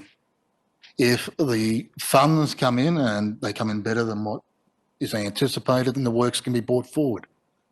But I don't believe there's any, although I'm happy to have an additional point, I would not support borrowing money for these projects. I believe we have far more bigger and important items that need to be addressed, not just the sewer works and the water works. Main Street needs to be addressed. It's a public liability with the pavers that are there. It is a disgrace. That is something that we need to be looking at, not these smaller projects. Yes, an awning over the library would be nice. Deferring it for 6 months is not a major inconvenience. There are a number of businesses in Main Street that don't have awnings. I don't see that as a major issue. I believe the administration has put a lot of thought and consideration into this. We had opportunities to discuss a number of items at the briefing on the operational plan. Things change. Capital works, there's been a lot of capital works over the last few years. A number of projects have had to be carried over. We increase our capital works budgets. Our staffing levels have not increased, and that puts pressure on the staff. I believe some of the capital works are deferred to our advantage. And from my understanding of the two reports, is some of the capital works will be undertaken by our staff rather than contractors. So that will help council's financial position as well.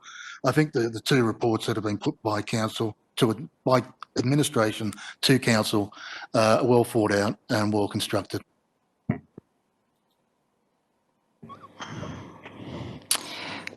I think we should investigate borrowing money. Interest rates are at an all-time low at the moment, so I'm very supportive of that fifth point. I do have questions though.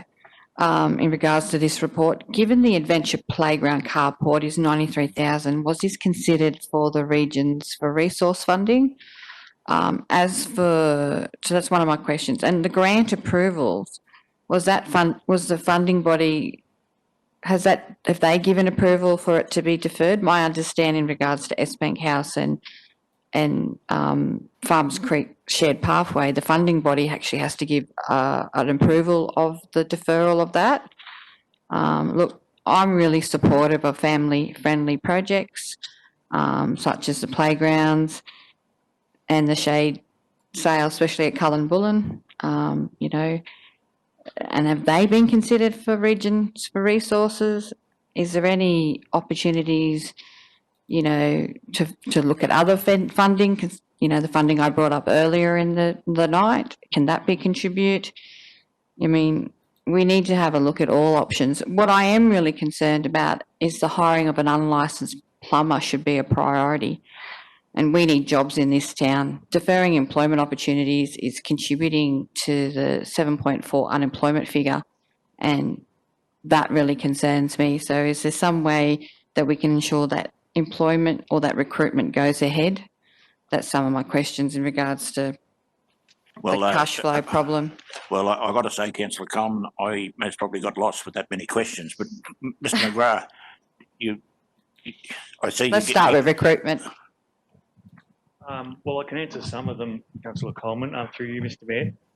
The recruitment question, even though recruitment comes under my area, I probably should defer to Mr Buckins on that one because it's one of his division.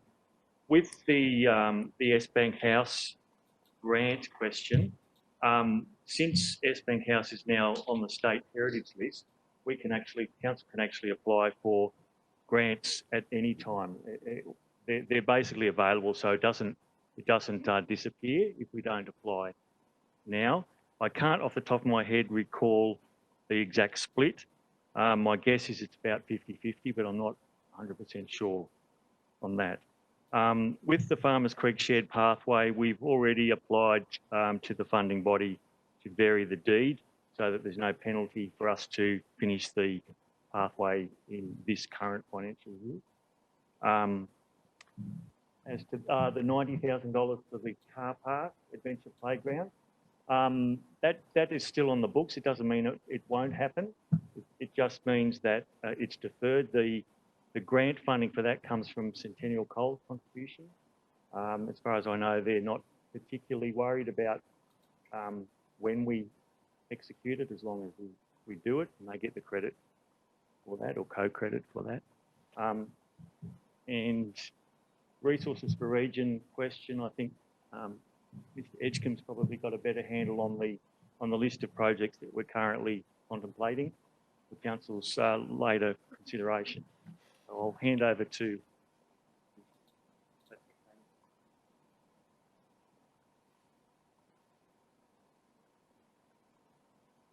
Through you, Mayor Thompson, with regard to the specific projects under inquiry for the Resources for Regions program, just be careful regarding the projects that we must be careful regarding the projects that we consider, because for infrastructure projects, there is the minimum requirement for $250,000 for each project. So we can't nominate any infrastructure related projects that don't meet the minimum requirement of $250,000 or more. So things like shade sales, they're typically around the $50,000 mark, etc. So, in saying that, any grant funding opportunities, as Mr. Gurney said, that cross our path will be under consideration to prioritise any of the deferred projects. As like the councillors, we want to see community infrastructure delivered as a priority. My employment questions. I'm concerned about the hiring of an unlicensed plumber, considering that, you know, we've had issues with plumbing. I just wanted to know where we're at there. So we've reviewed our operations, and as it was noted earlier, Councillor Ring did mention that ordinarily the capital works program in the water and wastewater area would be delivered by contractors. We've reviewed that position and it's going to be delivered internally now. We've actually recruited apprentices rather than permanent positions, and as such there are an apprentice in particular who is coming to the end of his time. If that position was filled now, it would mean that at the end of the apprentice's time that we would probably have to let them go. So a strategic decision has been made to hold back on that recruitment of that position and assess it at a later date.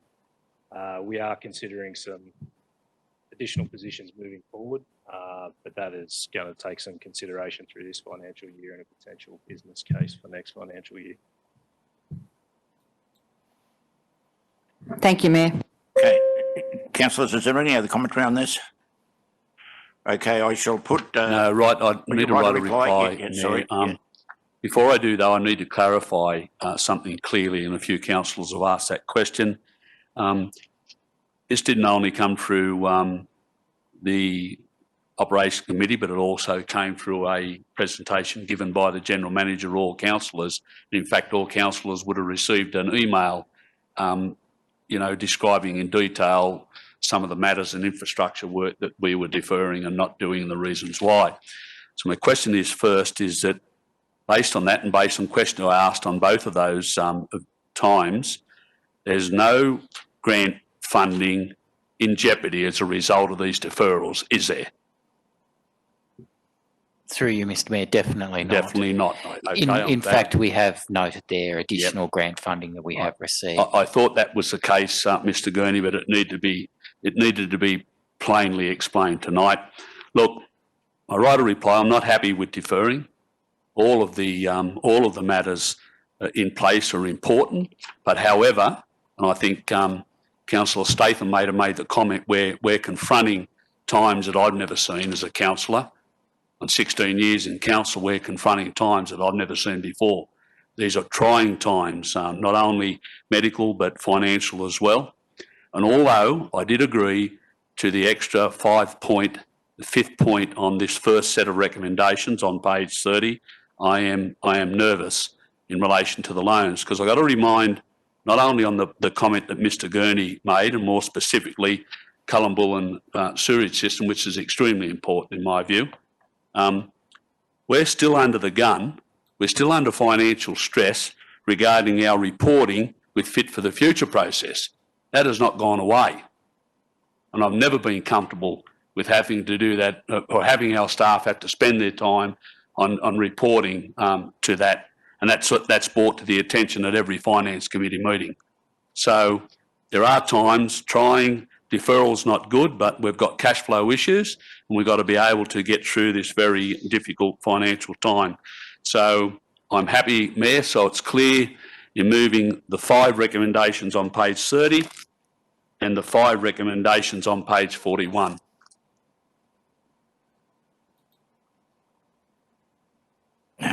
I'm going to put both these concurrent. So are councillors happy with the 5 points on 11 5.2.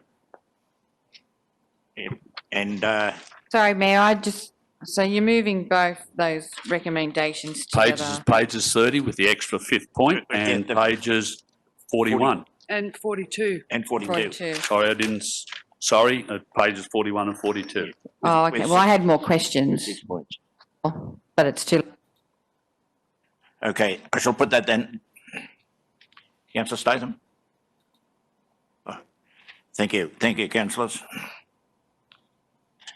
11.6.2, Code of Conduct Complaint Stats. Happy to move. Councillor Ring, Second. seconded Councillor Goodwin. Councillor Ring, As earlier, mishaps happen. This report should have been in much earlier.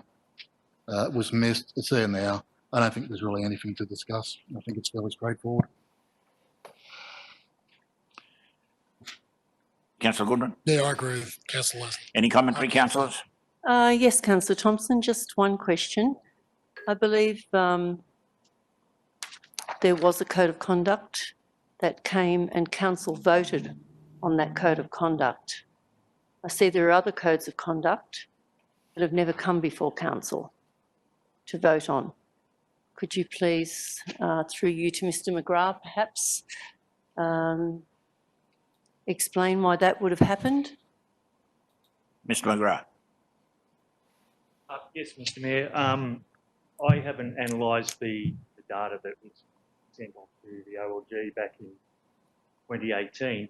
However, I can advise the council that not every code of conduct matter ends up with council. None other, just mine?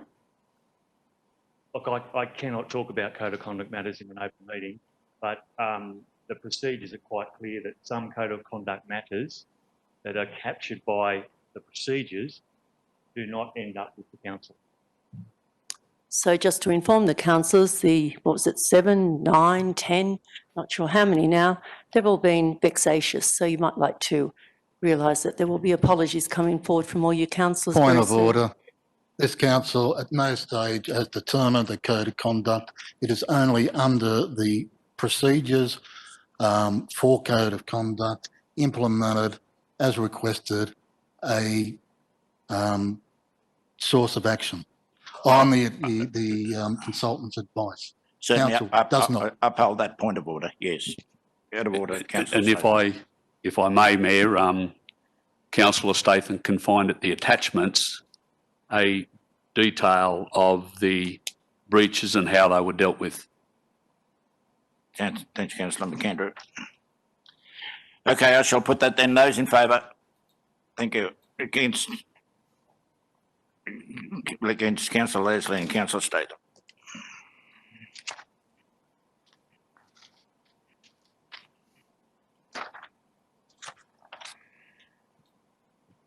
A 12.1. I'd like to move that, please. Happy the second. Move Councillor Coleman, second Councillor Ring. Councillor Coleman. I would just like to make the point that Mrs. Beryl Davis was a very well-known resident in Oakey Park, and this is a fitting tribute to the amount of work she did within the community. She will be sadly missed. The recommendation is that we rename Bells Road, Lithgow be renamed Beryl Davis Memorial Oval. Recommend that, sorry.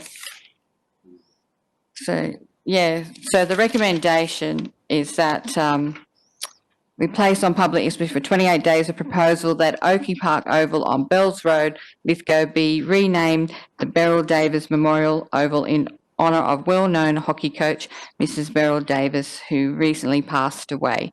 So I'd like to just make that point. And as for the other recommendation, I'm happy for it to be as it is. Mayor Thompson, for you, I believe Councillor Coleman's the chair of this committee. I am, and Councillor Statham is also on it. Yeah. If I could direct a question for you, Mayor Thompson, to Councillor Coleman.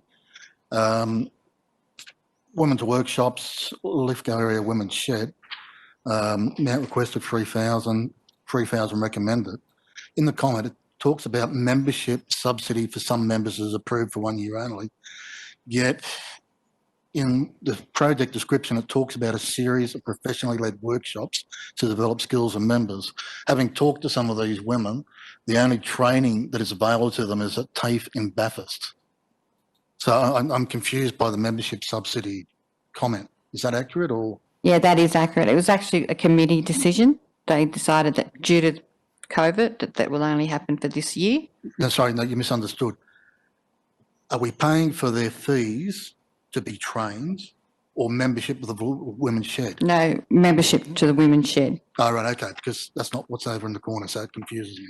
So it's not for, if you look at point 1, it talks about a series of professionally led workshops to develop skills of members. That's where I'm saying inconsistent. My understanding is it's for their fees to the shed, but we could get it clarified. Can we get it clarified, Yeah, please? that's my understanding and that's my recollection of the meeting that was held on that day. What's being conveyed to me, Mayor Thompson, is that the women require to get specific training with tools or equipment.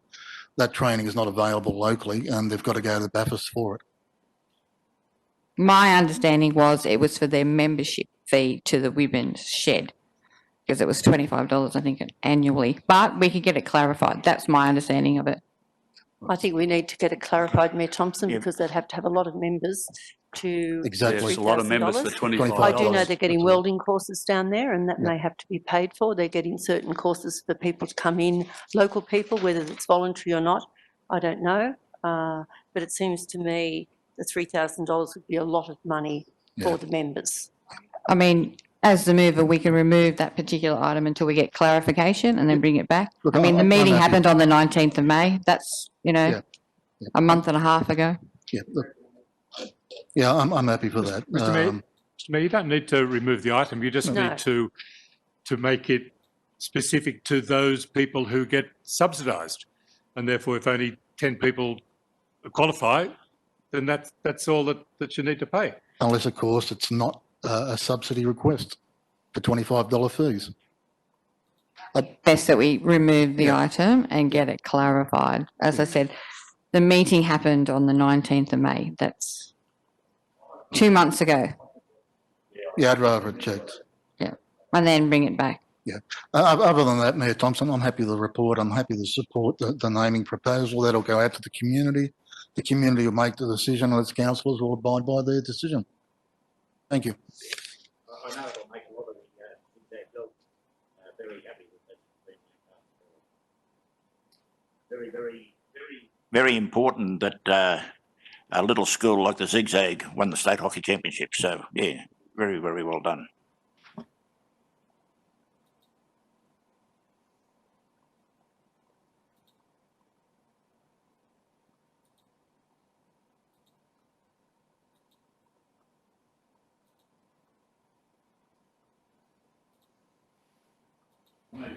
Happy the second. Excuse me, Mayor Thompson, just before we go on page 47, it does have women's workshops, Lithgow Area Women's Shed, $3,000. Perhaps instead of deferring it, if you just have a quick look at that on page 47, it might just clarify what it was for. I would have thought that was the same thing, so it'll need to be deferred as well. Although it specifically says workshops. We've already dealt with the item, Mayor Thompson.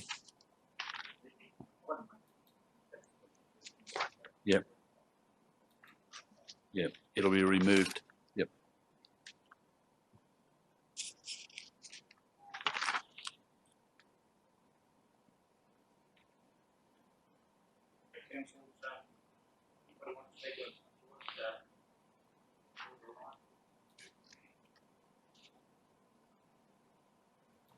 Just a question. Can you remind me who the members are?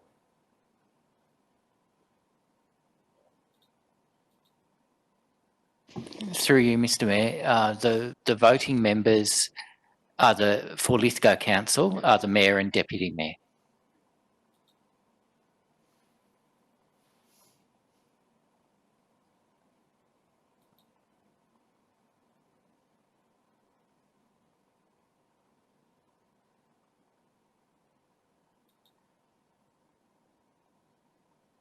Thank you.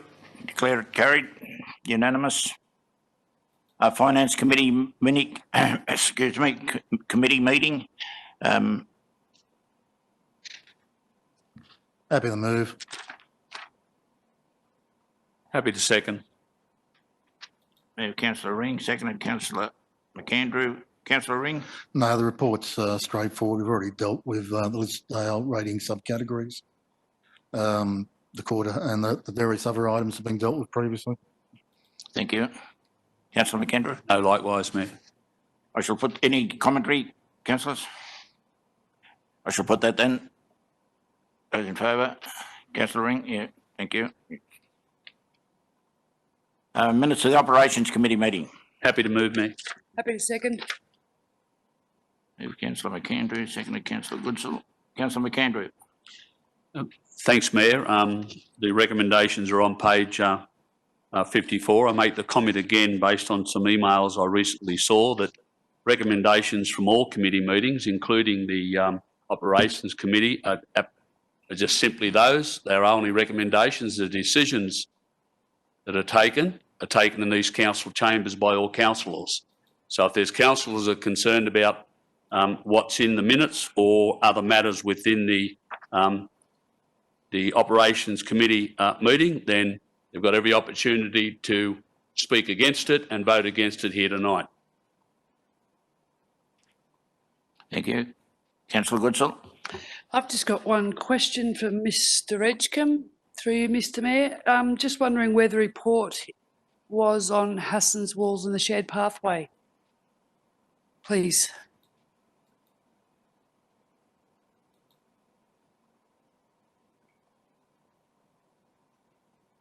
Through you, Mayor Thompson, there's a little bit of work around the feasibility of it, getting the design together, costings, all those sorts of things. And in this environment, you can understand it's a little bit difficult to find the time outside of those ongoing changes to public health orders and implementing those within our numerous sporting facilities. But we are working on it, it is in progress, and it will be to a council meeting shortly.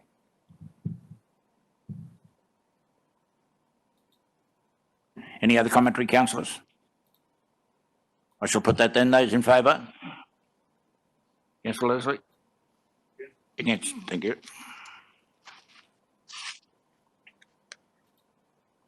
Finance Committee meeting minutes, 12.5. Happy to move. Move Councillor Ring. Happy to second, Mayor. Seconded Councillor McAndrew. Councillor Ring. No, Mayor Thompson, the report's self-explanatory. Councillor McAndrew. Likewise. Any commentary, councillors? I shall put that then. Those in favour? Declared carried unanimous. 13.1, Arts Out West, annual report. Yeah, move that, Mayor Thompson. I'll second that. Seconded Councillor Statham. Councillor Ring. Mayor Thompson, the Arts Out West administration this year sent out summary reports for each of their councils and of what they've done for the whole area, and a document which shows what the similar organisations in the state have done. Basically, for our $14,000, we got a return. This is of approximately $41,244. Number of projects were done. I think, as we all appreciate, the second half of this year, we've had a number of difficult stages in the last 12 months: COVID, bushfires, floods. So there's been a lot of constraints. But arts and the creative industries are an important aspect of our regional economic development strategy. And I believe it's appropriate to table this so all councillors and community are aware of what is being undertaken by this organisation. Through you, Mayor Thompson, I think it's a great idea to get a report like this and it's broken down into categories so that we actually know where our money is going. I think that I was on the committee for several years and it was never ever really given to me a report as such. We used to just know that our money was in, and I think it's a really good idea now that we actually can categorise our money and realise where it's going, which is wonderful for art and culture in our area. Yeah, just a question. So when it talks about the arts media program, 13,275, 177 events, they're all in our local government area? This report's about everything funded in our LGA only. So none of those are in Bathurst, they're all here? No. I They've understood actually, there was a mixture. one of the attachments is a specific report. I purely understood there was a Lithgow. mixture, 177 events. I understood there was a mixture between us and Bathurst in that. No.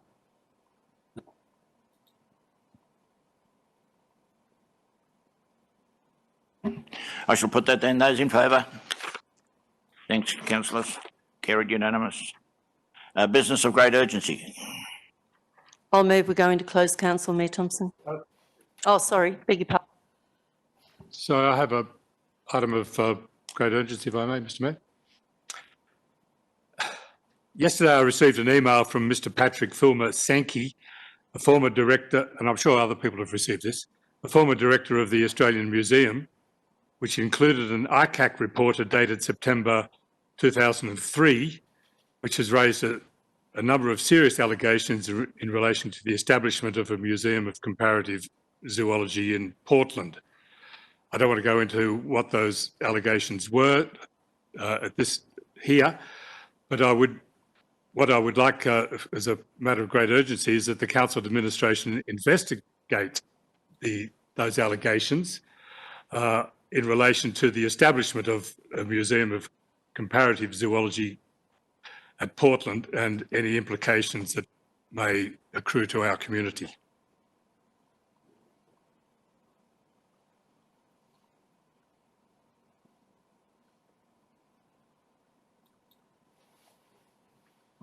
Yes, Councillor Leslie, I do deem it as urgent. We'll get on top of that as quick as possible. But I'm happy to move it if Councillor Leslie wants to put a formal, I think he's putting a formal motion. Yes, the motion I'd like to move Yeah, is and I'm happy to second it. I equally have got the email and got concerns.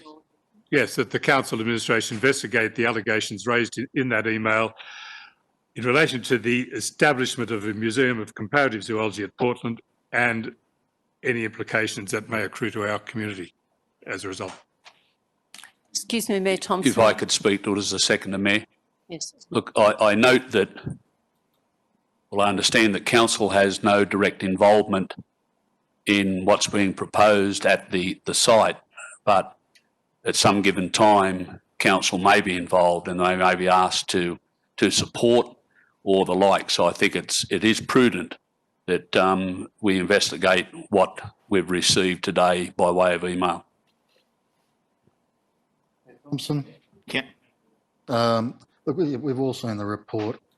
I'm happy for a report to come back from council, as Councillor McAndrew said, it's really a matter for another organisation. This is an old issue for which the person allegedly has served time. And to me, we need to be careful about whether or not this is a vexatious claim. There's no assertion in the email about wrongdoing. This matter has been dealt with previously. Most probably, just speaking to the General Manager, we most probably should deal with this in committee rather than No, not a problem. council. I'll put that motion then. Those in favour? Declare that carried.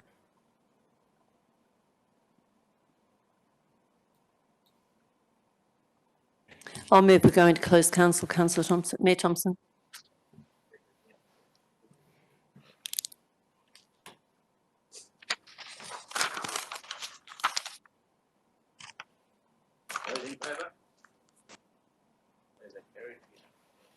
Can we take a 5-minute break, Mayor, just to allow the switch off?